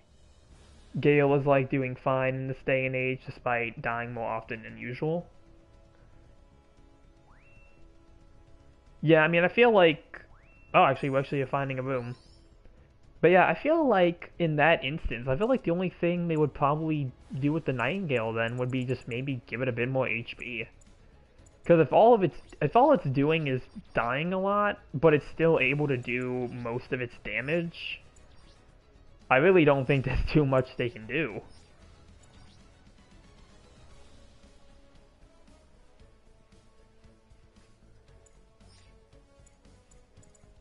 What can I put on this?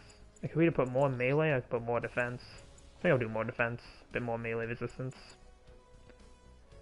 What else can I throw on here? I guess I'll do beam resistance as well. Maybe I'll find a picture, but how do I share them? I'm not sure. The course of the site.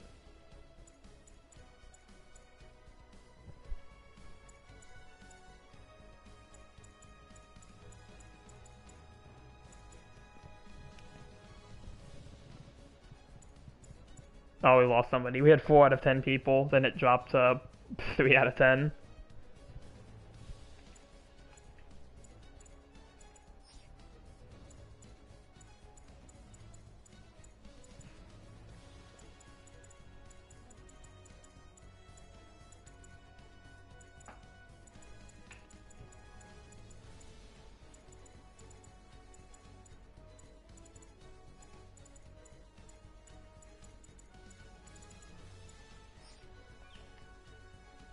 Yeah, I kind of have a feeling we're not gonna get into space.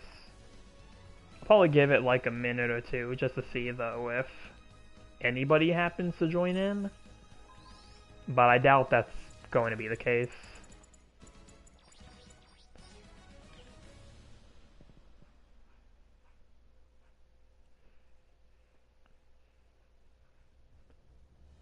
This is just so weird how a suit that everyone thinks needs buffs didn't need to in the first place. Well, at that point it might be personal preference. Because, I mean, you know, it's like, you know, you're comparing the numbers they have from the game compared to what people personally feel.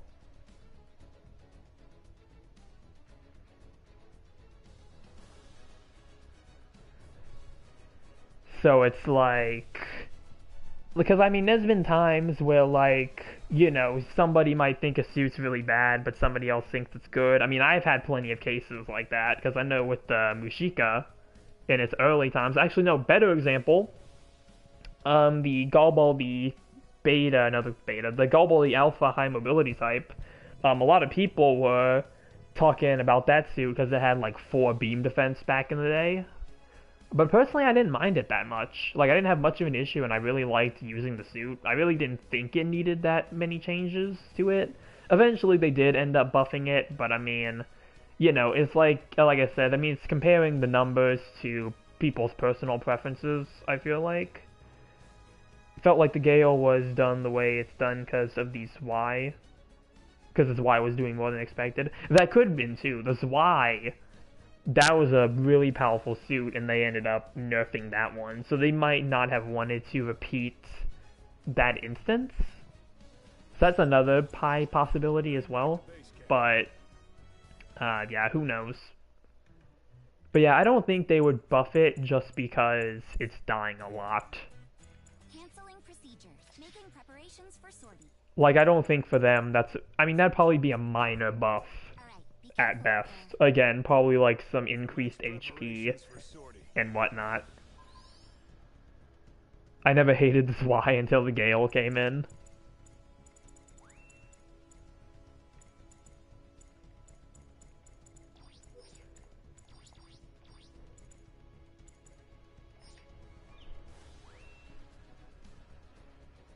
Hey Sean, was one of the costs 550? Yeah, let me go to 550. I can actually try the level 2 sleeves this. I actually haven't played that yet, so yeah. It made a stark difference in how day and night they are. But yeah, when you have something to compare it to, that's definitely understandable. I think back when the Zwei released, I think I didn't like fighting against it. I think I did find it kind of annoying to fight when it came out. Mainly because of just how much missile spam it did. And actually, it was weird. It was such a mixed bag, because I think it really depended on who was playing it. Because you'd have some really good Zwei players, and then you'd have the ones that just stand there spamming missiles, and they're very easy to deal with. Like, if you have just one other person helping you, it just became very easy. So, it was very mixed from my experience fighting against it. Fair enough, I guess, unless the best say the Gale is that it's not everyone's kind of suit. That could be another thing, too. Like, there's probably a few. That's why I say, like, when it's, like, comparing the numbers to people's personal experience, I feel like the numbers don't tell you everything. Yeah, they tell you how a suit is performing, but they don't tell you who's playing that suit. I feel like how are people playing that suit. I feel like you really don't get that just from the numbers. So, like, you could have, like, oh, suit's doing really bad, but maybe not too bad, and it's like, oh, well, you know, people are just kind of charging in with it. I feel like it's kind of like the scenario you have with the, I had with the Gym Sniper 2 White Dingo, where they tried to buff its beam rifle to be charged while moving, and that only made the suit worse. Because people just started trying to charge in with the beam rifle, thinking they were going to catch people with it, and they only left themselves open to every melee attack, so I feel like it could be something like that. Just ones that see MS concerning with, like, getting stunned, as a lot of everything else was fine. Yeah, yeah. Why is everyone counting on us?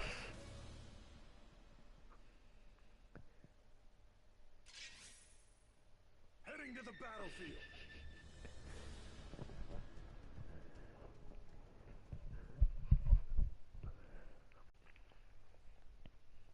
But yeah, this is a sleeve. This is gonna be the sleeves Zissa here. I played the suit a couple times at level 1, but like I said, first time at level 2, so we'll see how I do with this. Who would I know? It probably was like Stein tier, if anything else.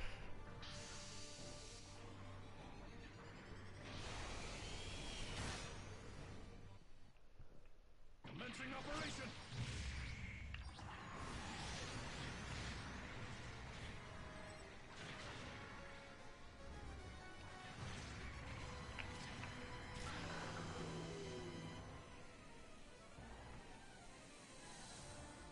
Beacon over. You got the General Zissa, so expecting good work. Yeah, we'll see. We'll see how it goes, because like I said, I've never used this at level 2 yet. This is my first level 2 match. But the level 1 is really nice, so I don't doubt that this suit is also good. Or at least this level of it. Where is the enemy team? Okay, I guess over here. Lost an allied unit.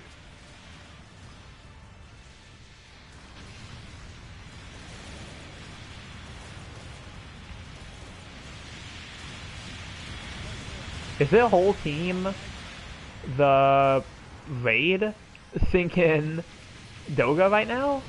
Like, what the heck? An ally has destroyed an enemy mobile suit.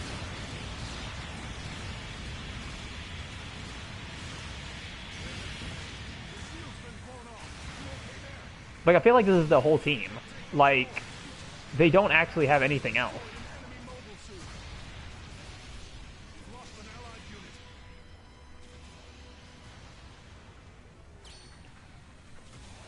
This showed the Norn, Angshan, the Gale, because people complain about them the most. An ally has destroyed an enemy mobile suit. Honestly, I feel like with the Banshee Norn, I feel like that's one of those suits that might have actually balanced itself out over time. Because I feel like you really don't see them as much. Like, it's still a good suit, from what I've seen, but like, you just really do not see them in the same quantity they used to be. To the beacon. I mean, especially with Z Gundam running around now, so that probably took up some of the positions.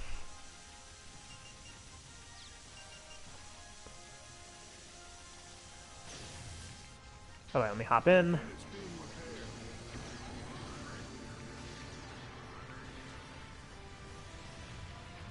But yeah, I literally think the whole team, with the exception of like 1 or 2 people, might actually just be the Ray Doga.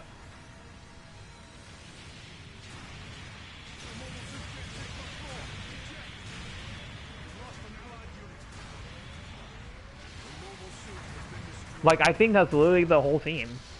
I think that's literally the whole team. I don't even think they have a support. I haven't seen it yet if they have one. Well, at least I captured point B.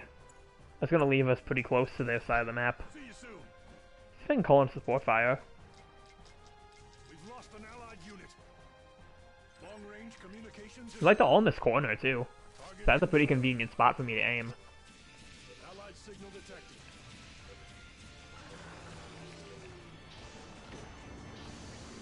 Long-range supporting fire is a go. Firing has stopped. Dog, that supporting fire didn't achieve much.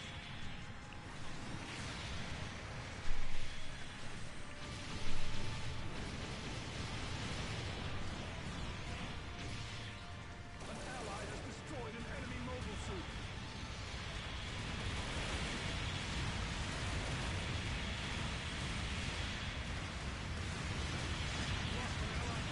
I literally can't see what I'm aiming at right now because there's just so much in-com spam.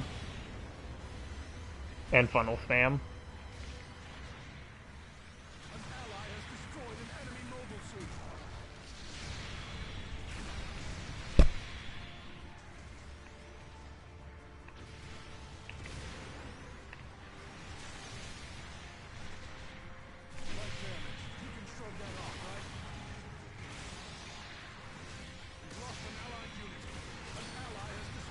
you.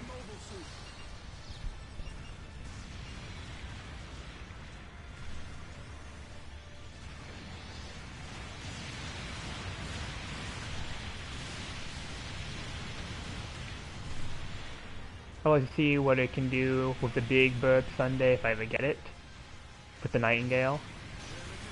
Yeah, I think I wouldn't mind having it either. Like, at least just to try it out. Whereas, I mean, I think I say that for a lot of suits that I say I wouldn't mind owning, just because I do want to try them out for myself. When they're, like, suits that I hear people, like, really talk about. But, maybe one day. We'll see. Okay, yeah, literally, this is their whole team. This is their game plan. It's just this. And to a lack of anyone's surprise, it's very annoying.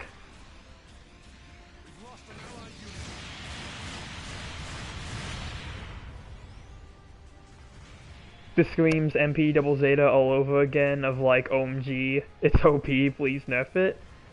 Yeah, did they ever do anything to that suit, even though it kind of never was, and was just really good? Yeah, I never really felt like the mass production double Zeta was overpowered. Like, cause I was still playing the regular Zeta Gundam over it when it got put to 650. Like, I did not, even now, I really do not care for the MP double Zeta like that. Like, yeah, it has some good things, but like, we're probably now considering way more suits have the ranged arc skill, so that probably doesn't help its case. But yeah, seriously, the heck? What is this team? I'm about to lock in over here, because I'm not about to lose to a whole team of these things.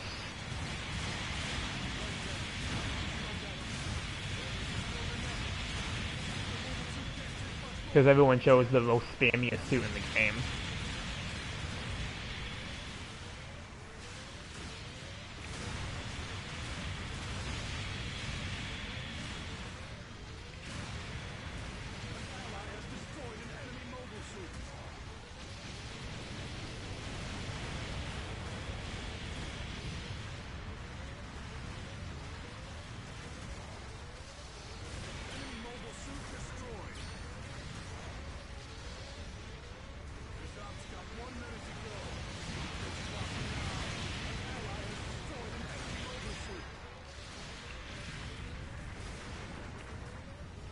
I'm gonna fall back. Try to retreat. Yeah, let's like all fall back. So I get my reloads in.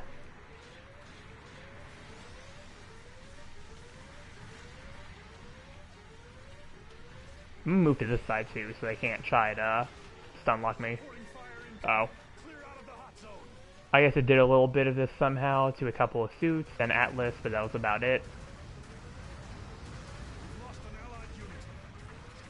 Okay, we really gotta survive.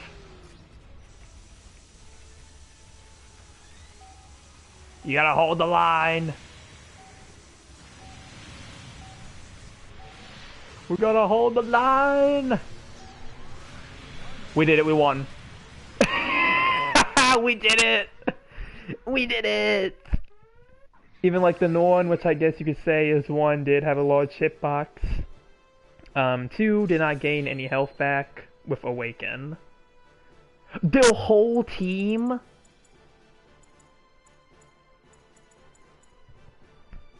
Hold on, I gotta... Hold on, I gotta take a picture of this. Hold on.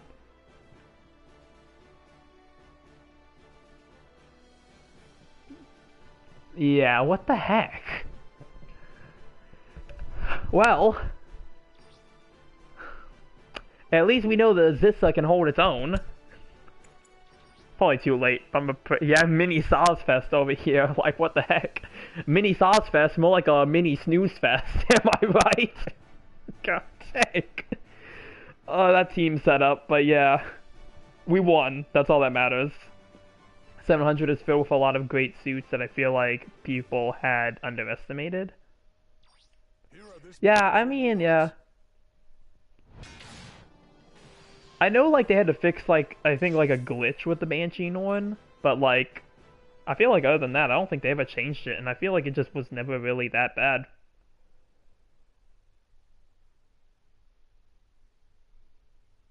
Is sharing URL okay in chat? I don't know how live chat is with URLs. I don't know if it works or not, but you can try it.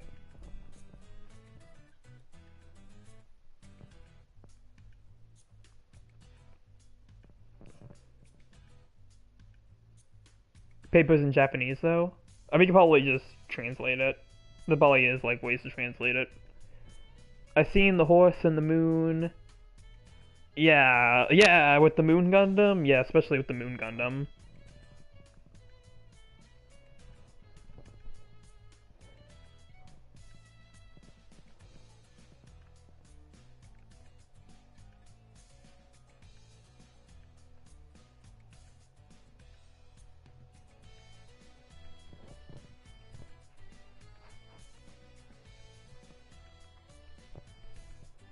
Making preparations for sortie. FF New can still take on it when playing to its range advantage. I'm gonna try another 550 cost match in the Zissy here, and hopefully this time they'll be fighting against an actual balanced team setup instead of whatever that was. All I can say is that people overreact. Not like I can understand not liking the Norn. Yeah, I definitely think that is a scenario that happens sometimes, and that's not even just with this game. I think that's with other games as well.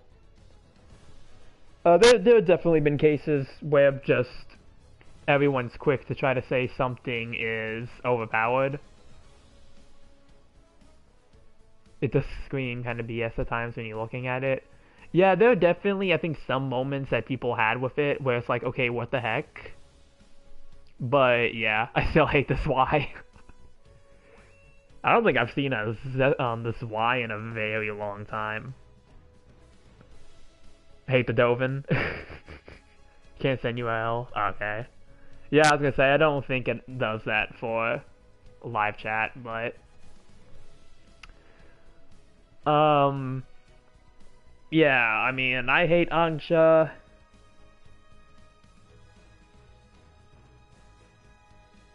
I still hate the Storm Gallus. Yeah, I mean, I have plenty of suits too that I don't like in this game. Or at least suits that I don't like fighting against. I mean, Atlas, even though I mentioned the Atlas is not as bad as the Angsha, I still do not like fighting the Atlas like that. I still think it can be an annoying suit at times. But, like, it kind of just depends, honestly. But, like, as I was saying, I do think there are some scenarios where people are quick to say something is overpowered. Because I'm pretty sure that same thing happened when the R Jar Jar released. People were saying it was like the most broken raid at its cost. And that thing just kind of balanced itself out like as time went on. And it didn't even take that long either. I think I even had it too. Like, I think I had the R Jar Jar when it released. I just didn't have a YouTube channel at the time. So I didn't have anything to really say on it when it happened. But I remember watching Flailfu's video on it. I actually don't think I was watching Dongo yet. I don't think he was even on my radar. SCR to being a disrespected to Chase overall. True, I do not like the design of that suit. So I can agree with you on that one. Hey, camp for high mobility type. I still want that suit. BB, if you're listening, give it to me. Next pool, please. Prayers.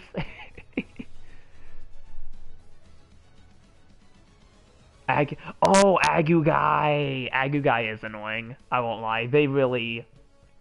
Agu Guy is just so annoying because it's like a low-cost suit with ranged melee, basically. And then the other thing, too, that I don't like about the Agu Guy, and this is like from one scenario. So, a while ago, I don't even think this is when the Agu Guy released, but, I mean, Agu Guy's always been a popular pick. But I think it was either 250 or 300, I believe. And there were two Agu Guys. I think it was on Arctic Base on top of that. There were two Agu Guys who, you know, they used this stealth and they slipped past us. So while we're fighting the other 3 or 4 members of their team, I don't remember how many people there were, these 2 Agu guys managed to single-handedly destroy our base. They didn't do a base bomb, they literally just wired our base to death. And they destroyed it in, like, literally mere seconds. That's how annoying the Agu guy is. I know that thing is not much of a problem for me these days, but still. Yeah, like... I mean, especially with higher costs now, I feel like they're not really an issue. I don't think people have been using them as much. But, yeah.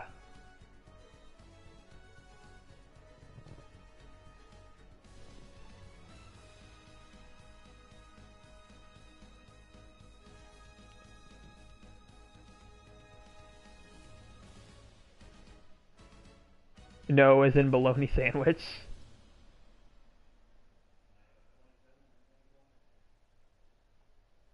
The Bolin Oak.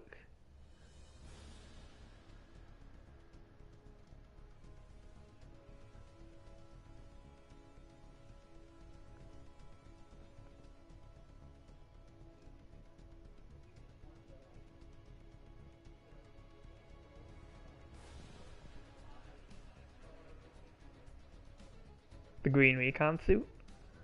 Yeah, I mean, I don't know. I feel like that's another one, too. I think I found that one annoying on release as well. With the Bolin Oak. I remember it being kind of annoying on release, but I think it's another suit that kind of balanced itself out when more things released. Also reminds me of the Ewak Jagan. Yeah, Ewak Jagans, depending on who's playing it, it can actually be kind of annoying to fight. Especially with its melee damage, because when I was playing the Mushika at 600, I would be having this thing just taking, like, large chunks of my health, and it's like, come on, dude. Please, I need this for a video, but, nah. 200 downswing. I mean, I can't blame them for wanting to give it a pretty strong melee, because it has, like, no other weapons, aside from its primary and some rockets, but, like, yeah. Yeah, like, it does, like, most of its arsenal is literally comprised of cameras, so they had to give it a little something, but, yeah.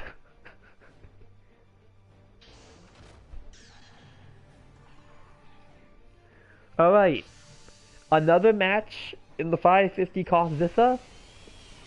Let's see this time if we actually have a balanced team that we're fighting against, and it's not just that again.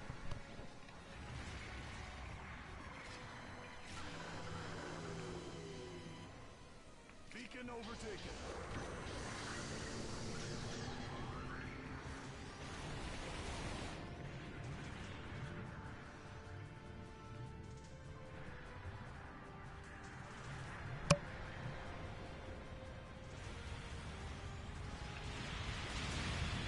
I swear if it's the same team setup. It is the same team setup. I'm not even joking. There's no way. I already see 3 of them. Am I literally fighting the same thing again?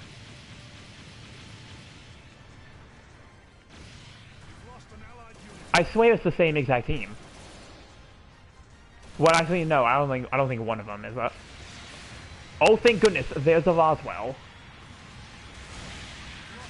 I didn't think I'd be actually happy to see it, and they haven't fixed me. Okay. So it's not completely the same setup, but they still have, like, 3 of these things.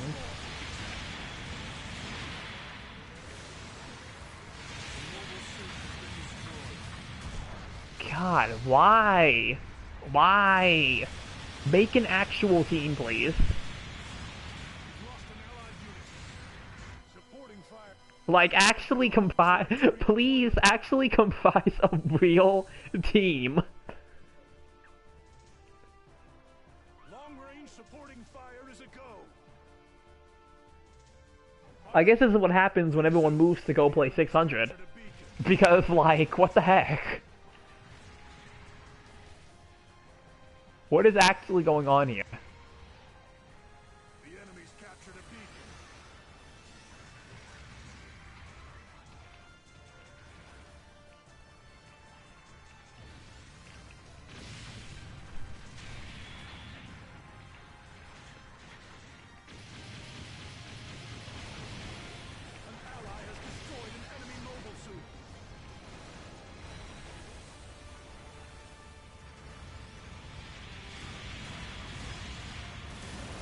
Alright, somebody's low. I should finish them off. If they show themselves. I'm just gonna try to boost around. I'm gonna take the risk. They bomb. There we go. Okay, seriously. This is kind of annoying now. This is like annoying again.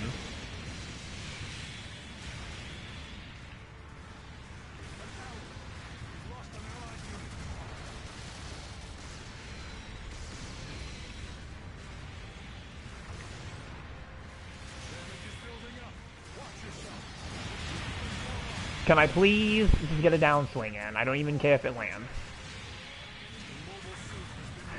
Like, please, just let me do something.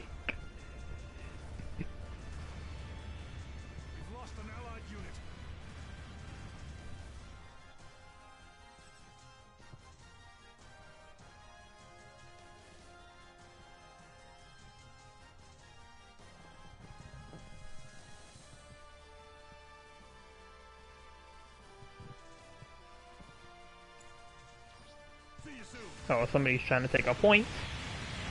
Somebody's being a little sneaky.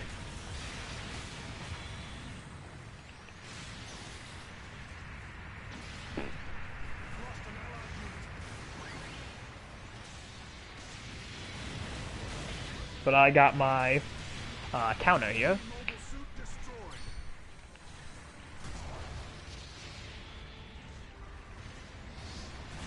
Stop trying to take our points.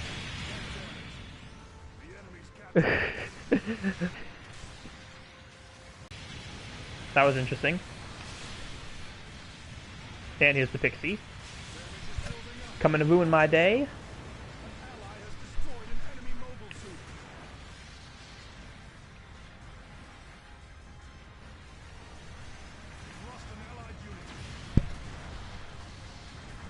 Always one of those. It's always the pixie.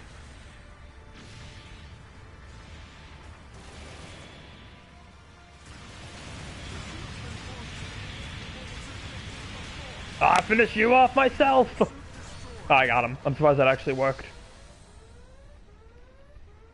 It's rough out there, but don't give up.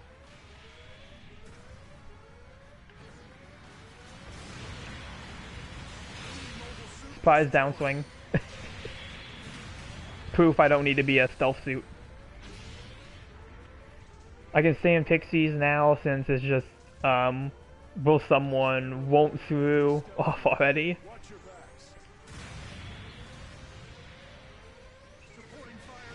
I'm coming for you! Yeah! I'm just gonna try to take the point. Like, I'm probably not gonna last, but I'm just gonna try to take it. Because I only have like 400 health. Okay, my latency is actually acting up right now. What the heck? Oh no, I'm not finished yet! Do your worst! Oh, okay, he actually did his worst.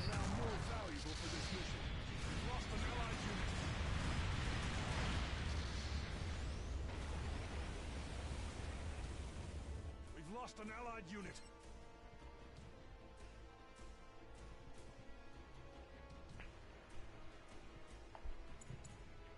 We've lost an allied unit. That was another one that got you? Yeah, I think it was, it's pretty much hard to tell at this point. It's hard to tell when you have 3 of them shooting at you. Are we all spawning in here?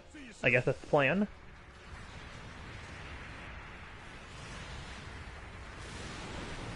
There's a pixie. It was the belly beam. Okay, somebody's in the water. I'm gonna see if I can help with that.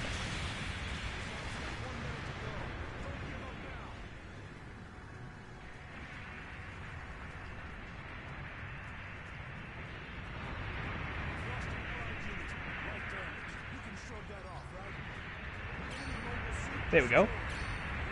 I got one of them. I think that might be the one that got me.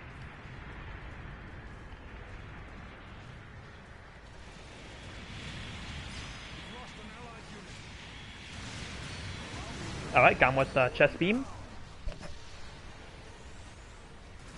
Try to post a link in the comments. Alright. Yeah, it's probably gonna be the last match, if I'm being honest. Go for the downswing. Oh. Oh, he went the clash. Oh. If I knew they were gonna do a dodge, I would have waited.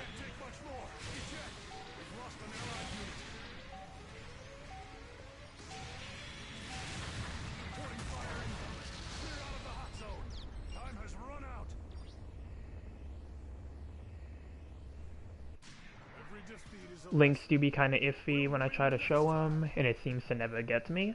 Well, I think with YouTube in general, I think it's just YouTube itself is very iffy when it comes to when people put links in comments. Like, I think they have a thing that's supposed to, like, block it.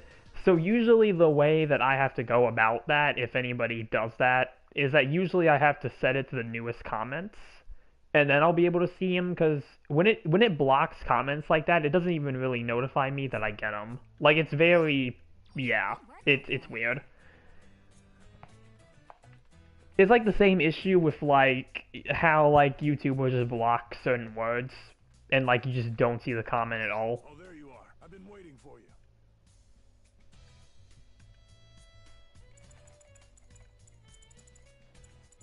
It's very weird. YouTube's just very weird with what it does.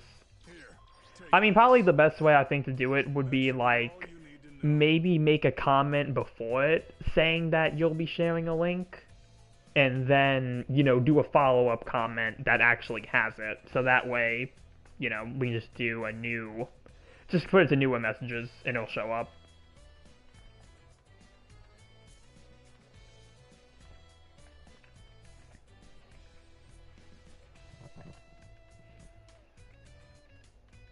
Do I have anything in the hangar? I did that before when showing a close friend who used to talk to on YouTube comments before. I really don't use my Google Drive or anything like that. Actually, yeah, I don't even use my personal one at all. I don't think I actually use it for anything. But yeah, like I said, I mean, best method would probably be, like I said, maybe put a comment beforehand saying that there'll be a link, and then just post it afterwards. This is before Discord. Oh, this is the olden time. That was the olden times.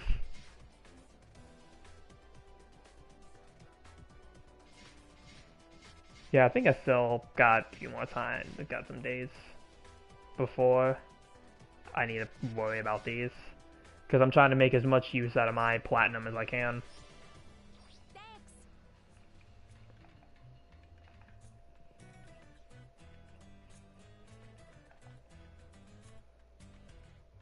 So many tickets saved up? Yeah. I mean, I try to just save them for stuff. Like, I've been using them a lot more now, though. Like, because I did it with the Yonghwavin already. I already ran this through once with a full round of tickets. So, we'll see. This is the suit I'm primarily focusing on. I'll probably try to get this to at least its first 4 enhancements. They also have another survey up. Yeah, I did see that. I didn't actually look at it, but I have seen the stuff for it. I know it exists. That's about it.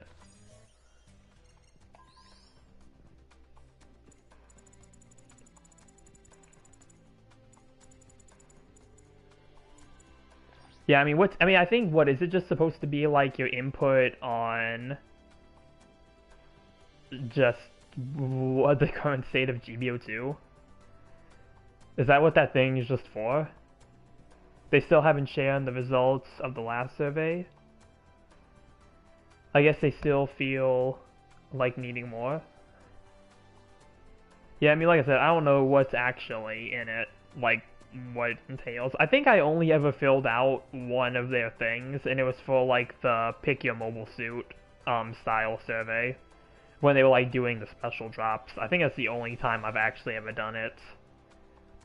Part of it is of the pre-6th anniversary and the 6th anniversary events. Okay. I assume it's like they just want people's opinions on it. If I had to guess.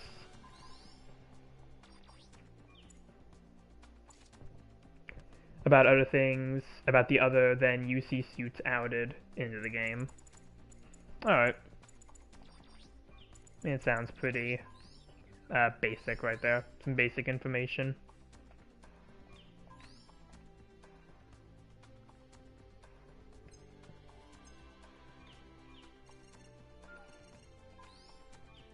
Yeah, that doesn't sound too major.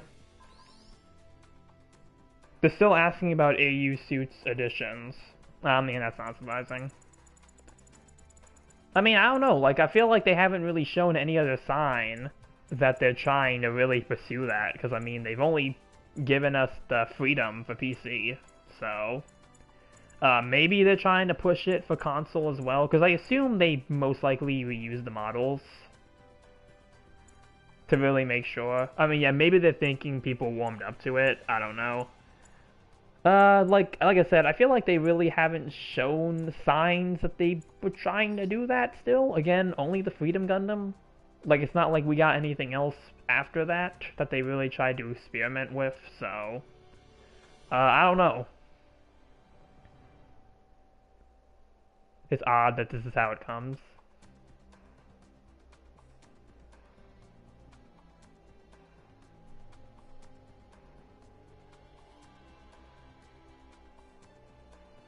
But yeah, like I said, they probably use the same models for, like, both versions of the game. So I wouldn't be surprised if they want to make sure that console wants them as well, because they're probably just going to reuse the models.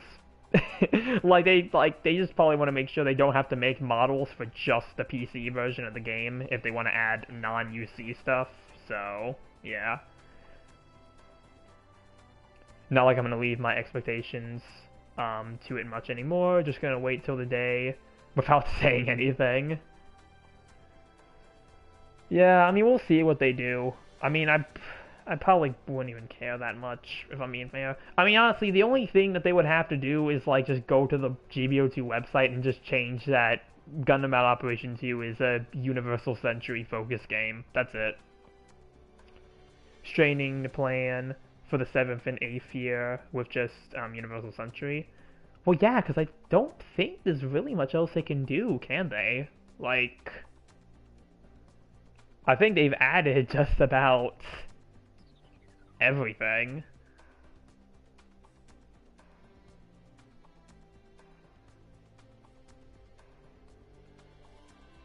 They use the guest characters. Yeah, I remember you saying that a few times with it, but like, I think if they got everybody on board, or at least a majority on board, I don't think that would be the case. I think we would actually start seeing it more regularly if they wanted to add AU suits.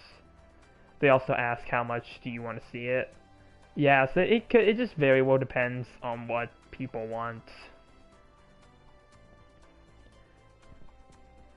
But like I said, I don't think I would mind it that much. I mean, because I mean, like I said, we would already get the Freedom Gundam, and then like just some other suits. Honestly, I don't even know if they'd add any of like the suits that I would even want, if I'm being honest. Because I know I made that the heavy equipment type Jagan as the Saigu Deep Arms, and I mentioned that the Saigu Deep Arms would be a suit that I wouldn't mind seeing, but I kind of doubt we would get that.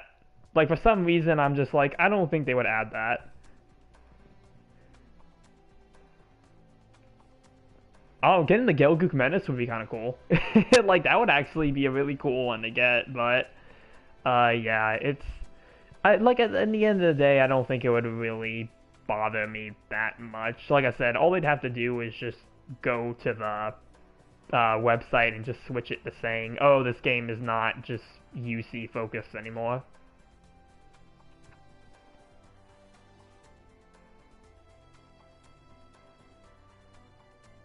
I was told that UC is on the table, but balancing small MS to the likes of the Gale would be a pain.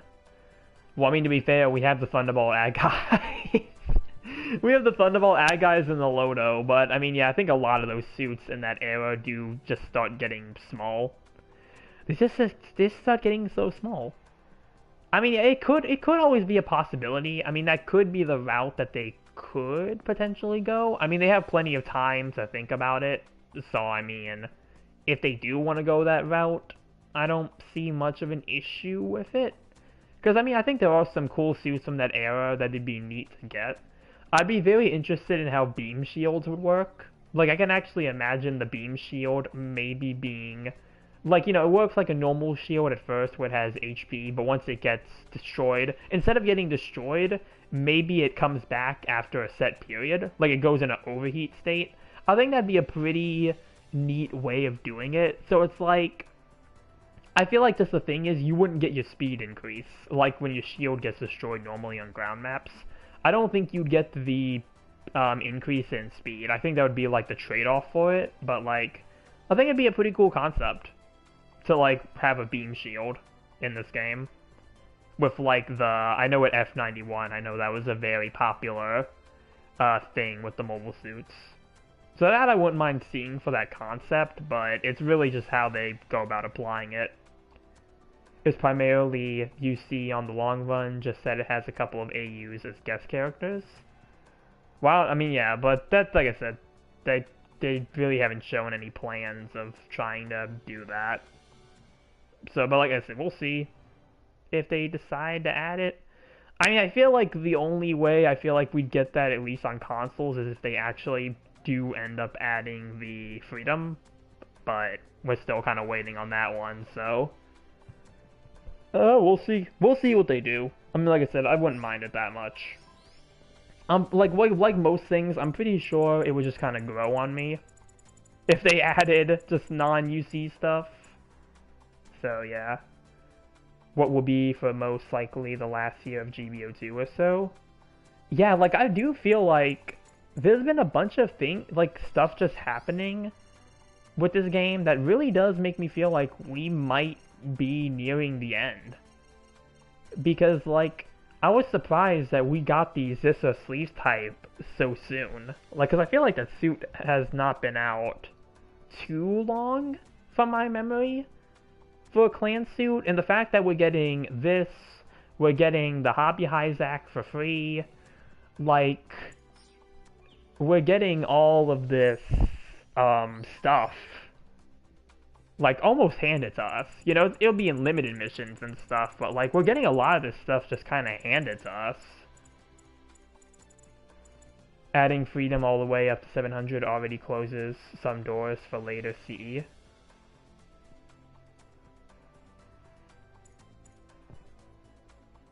I just think the AUs will be protagonists for 700 cost.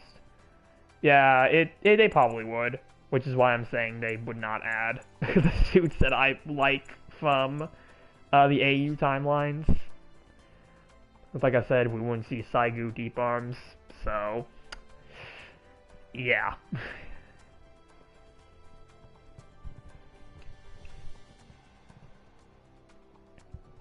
Like, if it's just 700, I feel like it'd just be another day in 700. It wouldn't even really change that much. But yeah, I do question how much longer this game is going to continue on. I can see the Wing Zero, the Double O, the Turn A, and the G Self being 700, and that's about it. Nothing really higher than that. Yeah. If they ever decide to do another AU suit, I probably would say it would be the Wing, because I feel like the Wing isn't the Wing popular in the West? Like, isn't Wing Gundam a very popular Western side Gundam anime? So I feel like if they wanted to try to appeal to the Western side of things, they could put in the Wing Zero. That would probably be a good... Yeah, that'd probably be a good way if they want to try to motivate people to accept AU suits into the, like I said, Western side. Or the Aerial for recent AUs. They say they will support the game at least till the 8th year. Yeah, I mean, obviously they can't support this game forever. They're gonna run out of suits eventually, but It's honestly surprising it's lasted this long, I feel like. I mean, the only way I think they could really continue this is, you know, if Gundam in the UC timeline just gets new content that they could put into this game. Because like I said, UC Engage suits, because that got its worldwide release. I don't know if they would have pushed UC Engage suits as much as they've been if it wasn't for that global release. I think if the game was still in Japan, we probably still would have gotten these, but maybe just a lot sooner. Not a lot sooner, a lot later, and maybe not in this quantity. Tsunami Boomer Gundam series, really? But yeah, I can see the Wing Gundam, yeah, being a good pick. But we do have, I don't think they'll add anything from the Netflix Gundam movie, the Requiem for Vengeance. I think the style of those suits probably wouldn't match this game at all. But they probably are going to try to add the, well, actually, I don't know. I don't know if they'll add things from the Silver Phantom movie, just because I know that also has a gameplay aspect to it. So they might be trying to want people to go, you know, get an Oculus to go play that, but they might try to add them later on, who knows. Maybe it's some cross-promotion. I just think it's either the 00 or the Ariel, the Barbados, and the G-Self 2. I don't know about the God Gundam. Yeah, I don't know about the God Gundam. I don't know if they'd add that one. They will only move to the next GBO game near the end of the PS5's lifespan. Oh, that makes sense. Oh, the only thing I'm hoping is that, like, honestly, even if they stop adding new content, I would still want them to at least keep the servers up for as long as they can, because I do think with how many, like, honestly, losing GBO2 would really be a shame. Like, if they just decide, like, obviously they wouldn't just, you know, snap servers are done, but, like, I would really want them to try to keep this up for as long as they can. Before, you know, they just start going gun-ho into GBO3.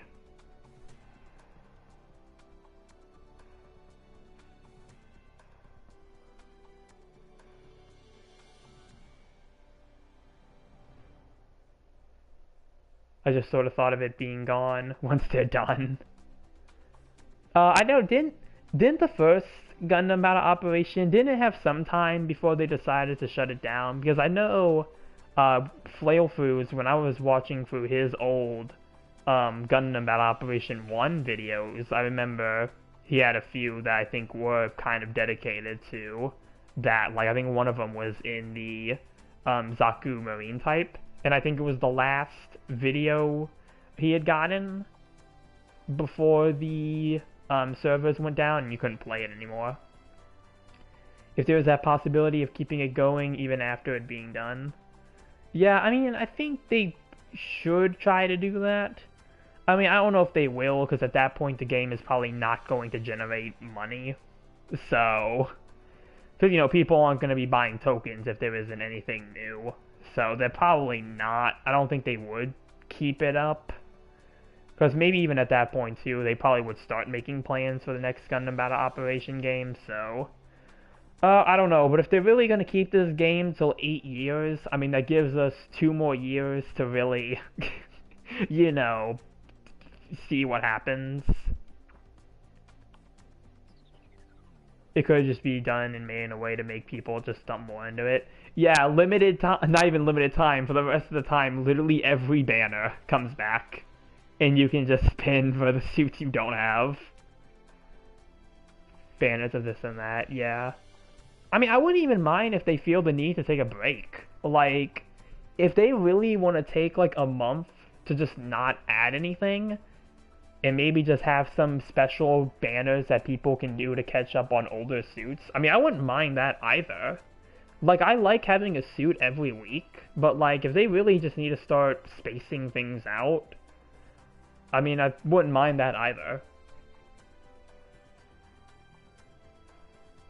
But, yeah.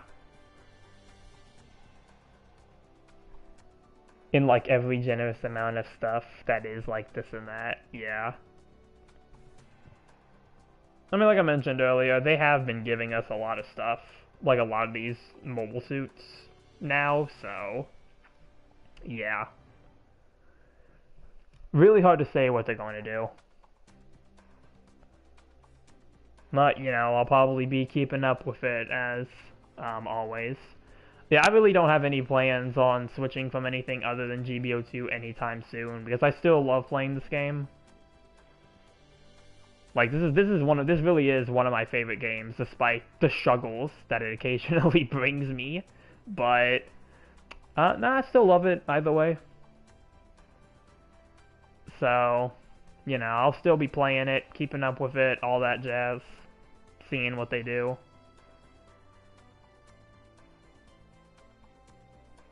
But yeah. Yeah, I just have the Engage Zero Yonghwavin here just scrolling on screen.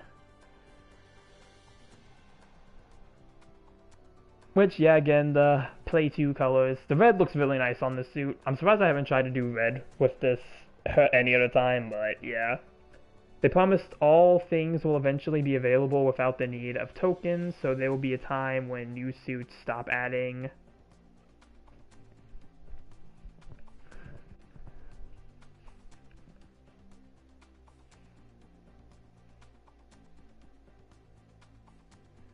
I don't know if that comment is continuing or I'm just not seeing the whole thing, so I probably gotta go look at it myself just to make sure there's nothing else, because it looks like that may have cut off.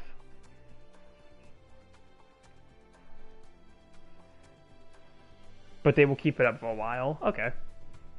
I mean, yeah, like that's not, I feel like, too surprising to hear.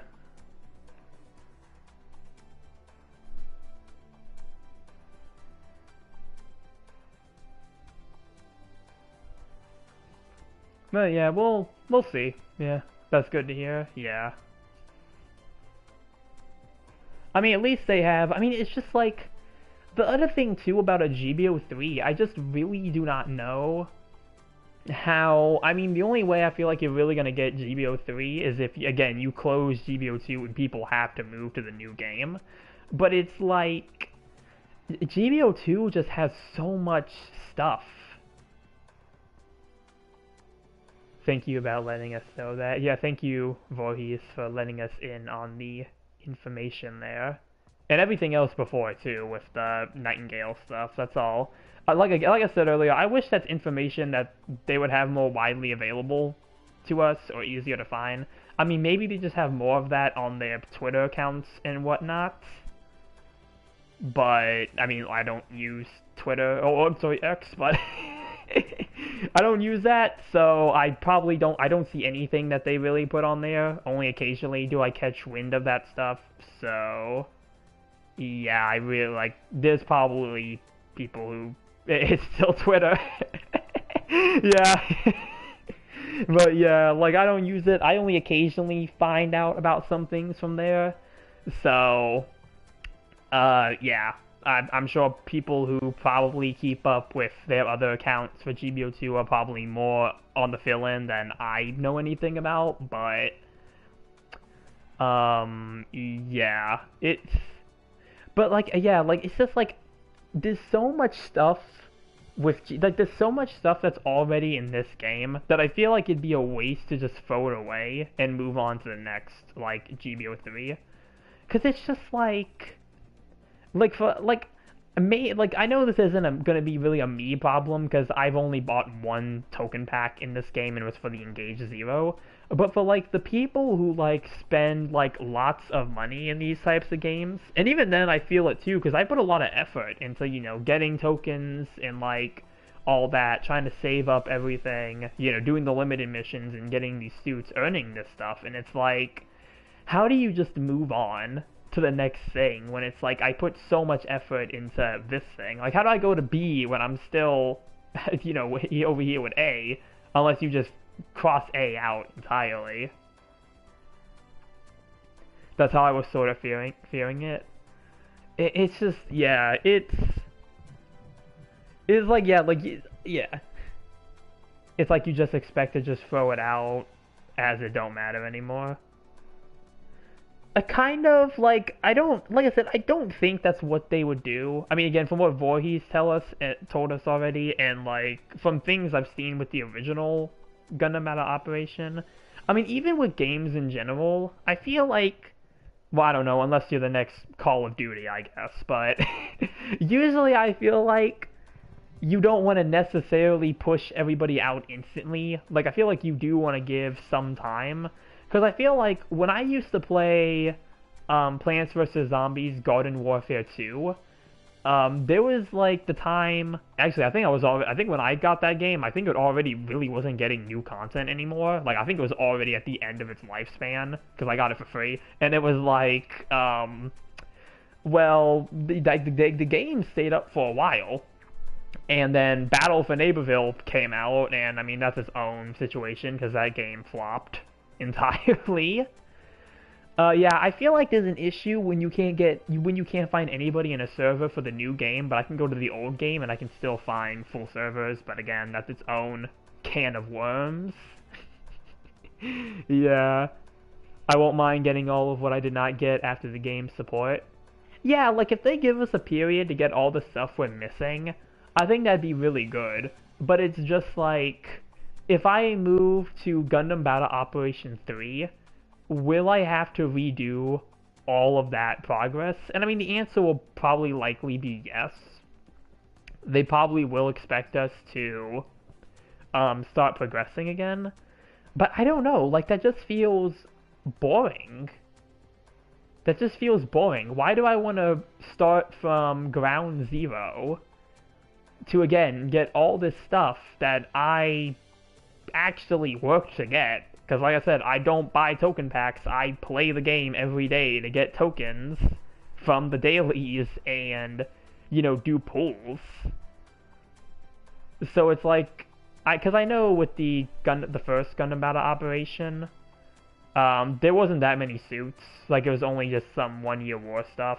Like, I don't think there was that much that was missing when this game released, so there was much less from the first Gundam Battle Operation that they had to bring to GBO2 than if they would have to do if they tried to bring this stuff from GBO2 to GBO3. That's basically what I'm saying.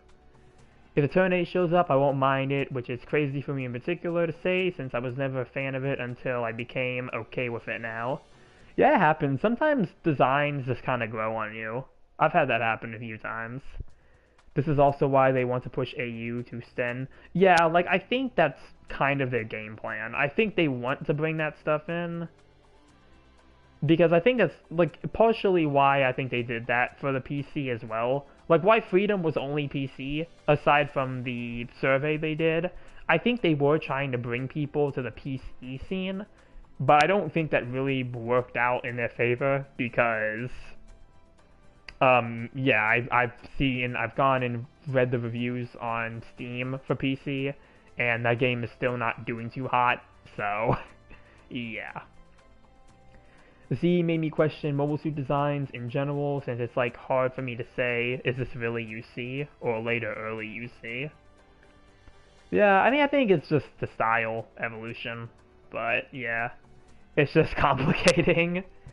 Yeah, I mean, isn't that how some people feel about the Engaged Zero here? Like, they kind of question if this suit really looks like a UC suit.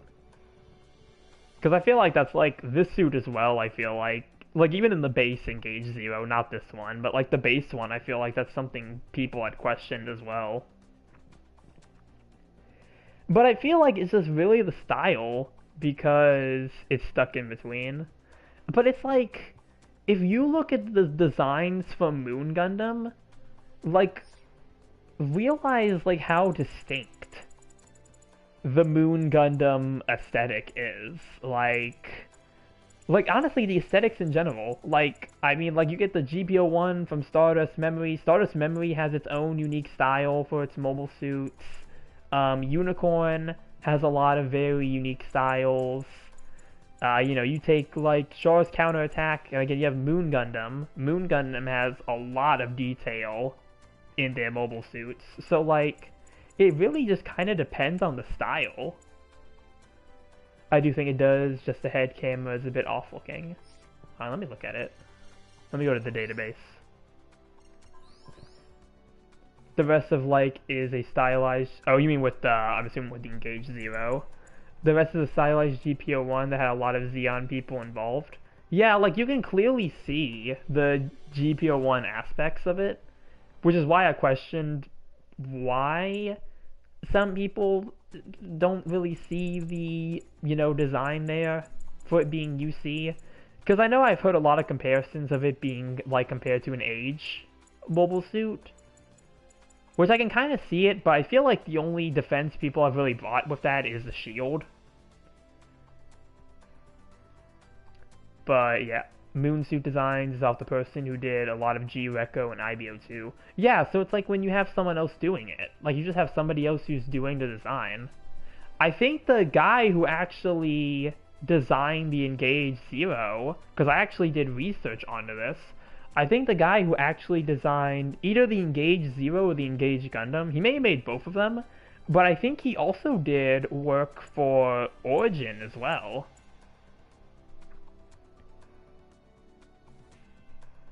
I just see how the elbows, how the sabers are done, and the elbows and knees. Yeah, like you can see the circles on the knees, yeah. Honestly, it's just another thing that I've been thinking too much about recently with the Engage Zero, because I think another reason it looks the way it does too, the red lines, yeah. But then yeah, you also got the circular parts on the knees that the GPO1 also has. But I think the thing though is that, when they were making UC Engage, I think this kind of goes for anything too. I mean, you do want the design to stand out because this is supposed to be the main mobile suit. So I can understand why they would want the design to stand out a bit more. But, not every design is going to be for everybody. I just realized the chest vents are different. Is that what the chest vents look like on the support version? What do the support vents look like? Oh no, it still has the regular vents. I just realized that the vents are different. The Gundam EX is the upcoming Netflix show. Has been a mixed bag to people. Oh yeah, Requiem for Vengeance. Yeah, well, Requiem for Vengeance just has a very interesting design. For, I think, all of its mobile suits, really. The proportions of the EX is just too weird. Yeah, like, I have heard much debate about those designs. So, yeah. It is done from a more Western team. Yeah, it had they have a much more realistic aesthetic to them. Like, it is very different from, I think, what people are used to. Even if we take it from, like, Igloo, because Igloo, I know that was also the CGI style. But, like, it is a very different style than I think what people are used to. Yeah, it shows that different countries will have different artistic directions. Yeah, like, it's not even just countries. It's just if you have different people working on things. Turn A's design was also Western. Yeah, like I said though, I don't think it's even necessarily just that. It's just, you have different people working on it. And it's like everyone's gonna have their own style for what they think mobile suit should look like. Or like what maybe their interpretation of Gundam is. Because, like, we do a quick scroll right here. You can see just how different all of these designs are. And I think that's one of the cool things about Gundam, too. There is so much style in it that, like, yeah, no one's going to like everything, but there's plenty of designs to like. Who did a lot of work for Blade Runner and Tron, and I think Alien, too. Yeah, I think I heard about that. Yeah, I think I remember hearing some of that. I forgot where I heard it from, but I heard it at least with Blade Runner. Which I watched, by the way. That was actually a really good movie. A little off topic, but I thought Blade Runner was really good. Tron too. Both Trons I think were good. I still need to watch Alien though.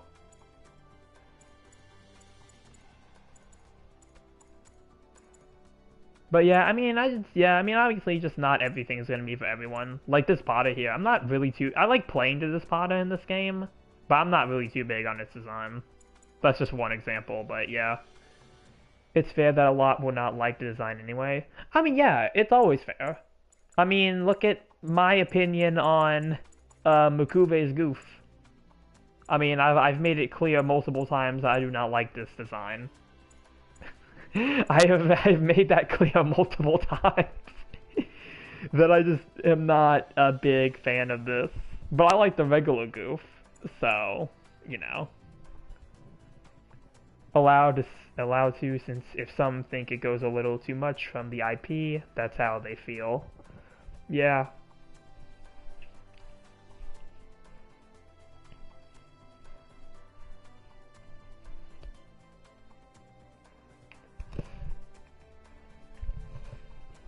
Need no for, but it's meant to look like that. Yeah, I mean, the only thing I kind of question though, with the Requiem for Vengeance, the thing that I'm really confused about is the gym design, because the gym that they show in the trailer uses the same design as the Gundam.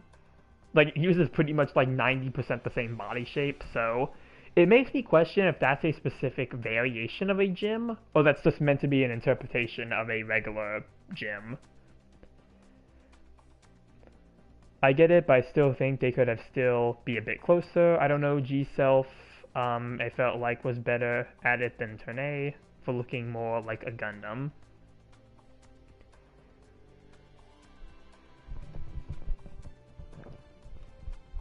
Yeah, I mean, I remember hearing a thing about that with the, a discussion about the Turne design. Because it was like, when there was like that alternate Turne design that has the more regular Gundam styled head, and not like the mustache design. I know there was like some debate about that, like, oh no, this design looks better and this design looks better, so, you know, it's really preference. I do be excited to see the upcoming Metal Robot Spirits figure, well as in Gundam as an IP, not just Gundam. Looking at the Zaku, I think it's just interpreted differently. Yeah, I think for the Zakus I definitely think are more of an interpretation, or at least a modification of a Zaku 2, because I think in every, like, thing they're just listed as Zaku 2s. Like, they're not actually called anything else. Like, I think they're called, like, by either the team or the pilot, but I don't think they really have any specific name variation. Like, it's not like the Zakus from Doan's Island, where they are actually their own variation. Like, they're just kind of modified. Shin Turne, some kind of build spinoff, has the... Oh, so it might be that one. That might be what I saw for it. And I was, like, listening to a discussion about it. A lot, better yet, a lot of artwork of other mech designers be having that.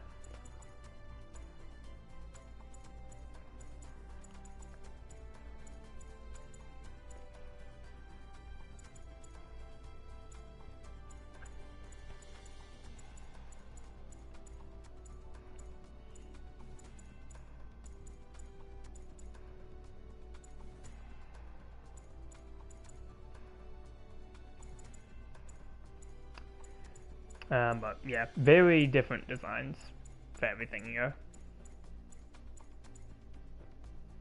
Kotoki Turne is very slim.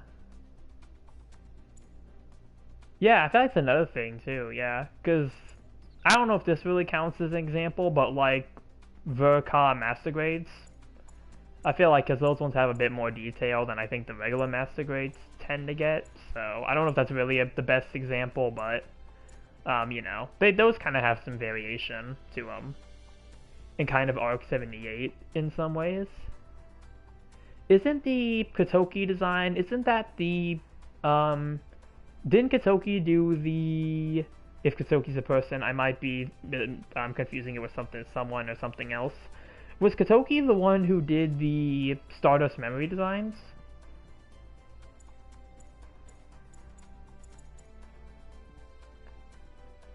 one theory of the canon is that all UC stories are retellings, so there's bound to be discrepancies. It's a feature, not a bug.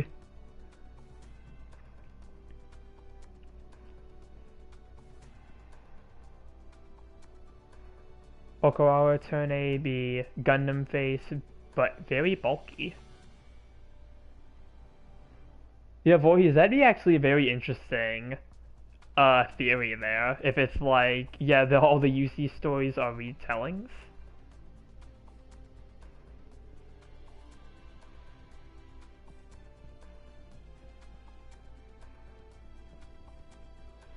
I feel like another, yeah, it'd be very interesting theory there. I forgot the full armor Gundam type, full armor Gundam Thunderbolt had a level 3. I don't even remember when I got this, but I've never used it.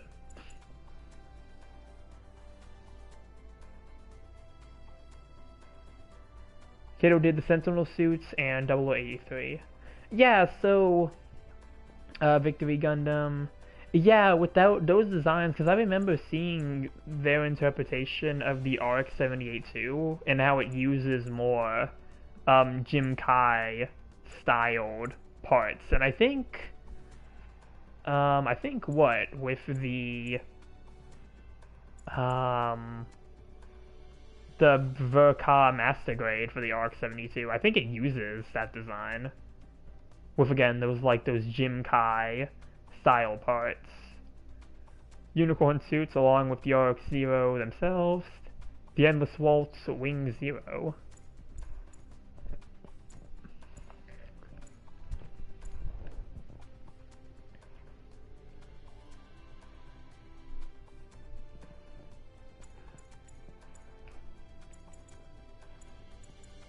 But yeah, I guess actually real quick.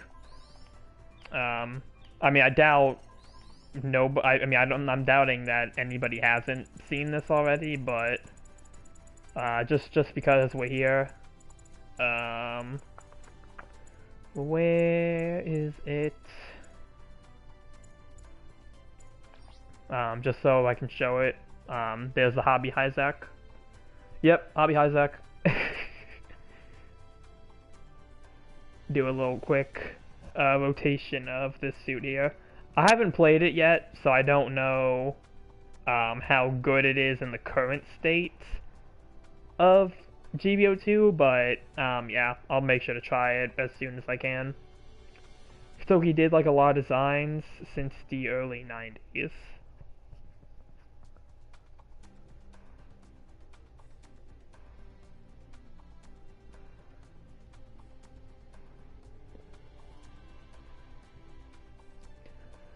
But yep, there it is, in all its hobby glory.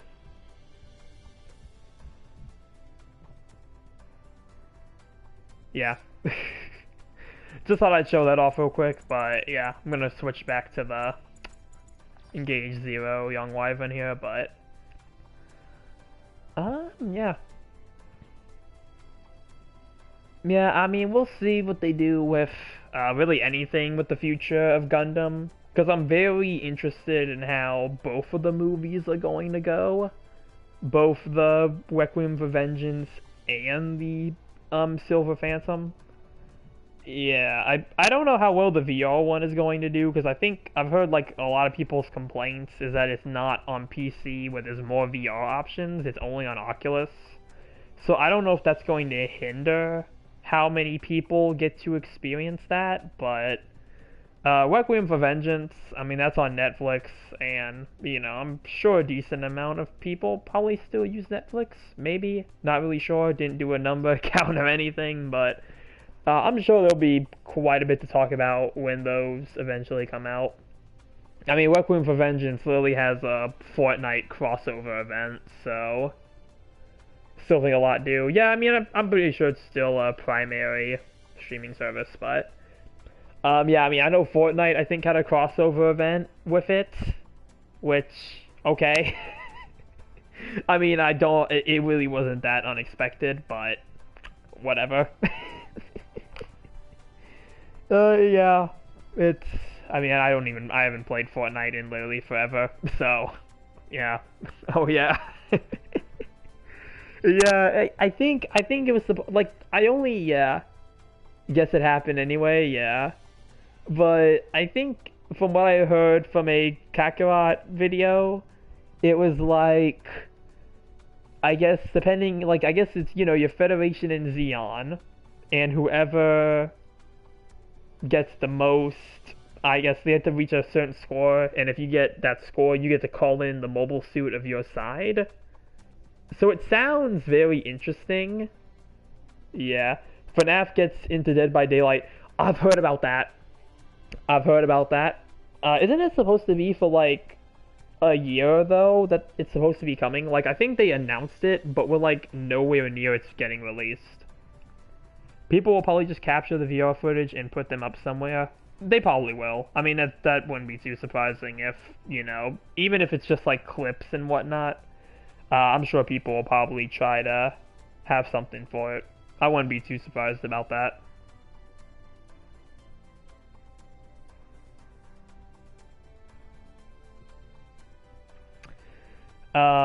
Yeah, I mean, I've been trying to keep up with that stuff a little bit because I was very interested in 5 Laps at Freddy's.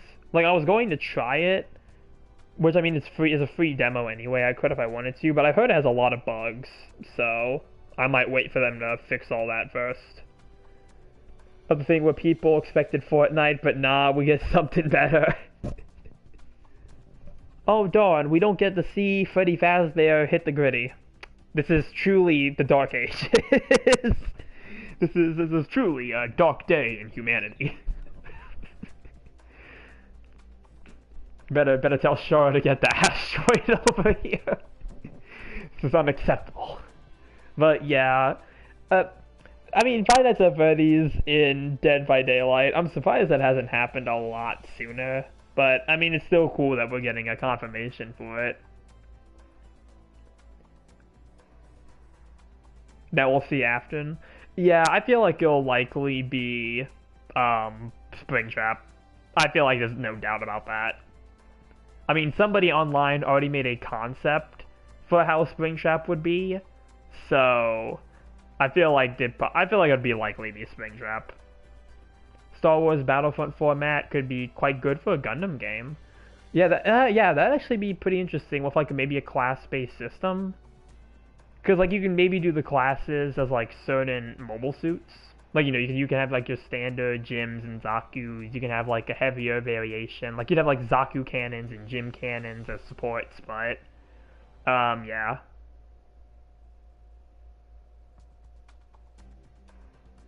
Then again, we'd be having 2 bear killers.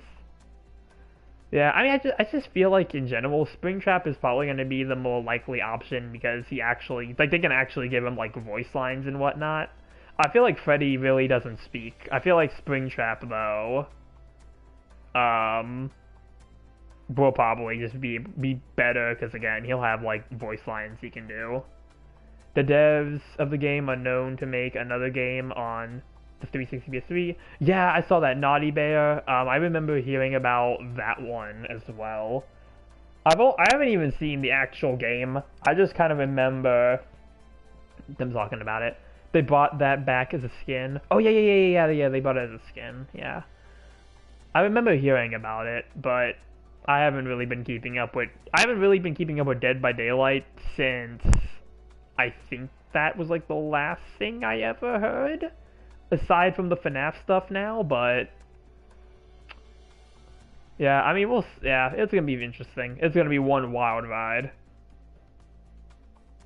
Think of Manhunt, but as a slasher flick with teddy bears. Oh, well, that tells me everything I need to know. Definitely sounds like an experience for sure. Yeah. That sounds like an experience, but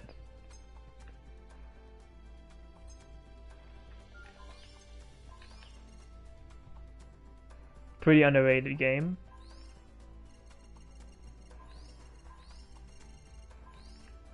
I'm pretty sure I saw it on like a used video game store shelf once. That's probably the only time I've actually seen that game in person.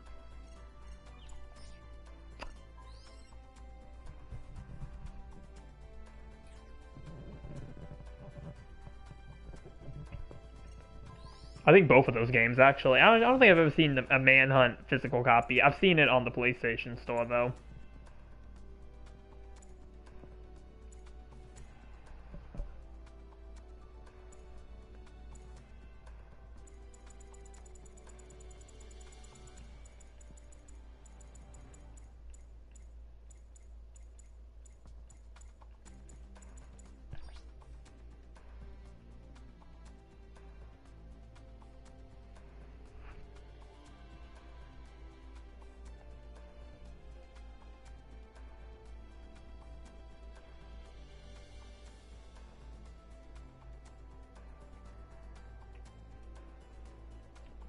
Yeah, I think that might be everything that I have for this Saturday stream here. Yeah, I really don't have too much else to cover because I did the few buff suits, did the Yonghwavin here, did get a few matches with the is this a sleeves type? So if you are coming in later into the stream, I do have that's what you can expect if you go back and look through the matches. Oh wait, they can have 2 Freddys. Oh yeah, because you already have Freddy Krueger, yeah. So I don't know, maybe they'll do Springtrap just to, try not to have name confusion. I don't know, we'll see. I mean, I'm sure either which one they pick, they can probably do a pretty good moveset for, but yeah, I really don't have too much else to say here. Yeah, most likely. Yep, I mean, yeah, that's probably. I mean, unless they add both of them at some point, because I mean, we do have, yeah. Or the Into the... Oh, yeah, the Into the Pit one. They could do that as well. Yeah, I think that, yeah, they could probably do that as well if they wanted to do some sort of promotion, but we'll see. I mean, unless they make that a skin or something. They could always do that as, like, maybe a skin option. Because if they do Springtrap, I mean, either one, they can just do a bunch of skins for them. So, I mean, there's really no, limit to the imagination of what they can do.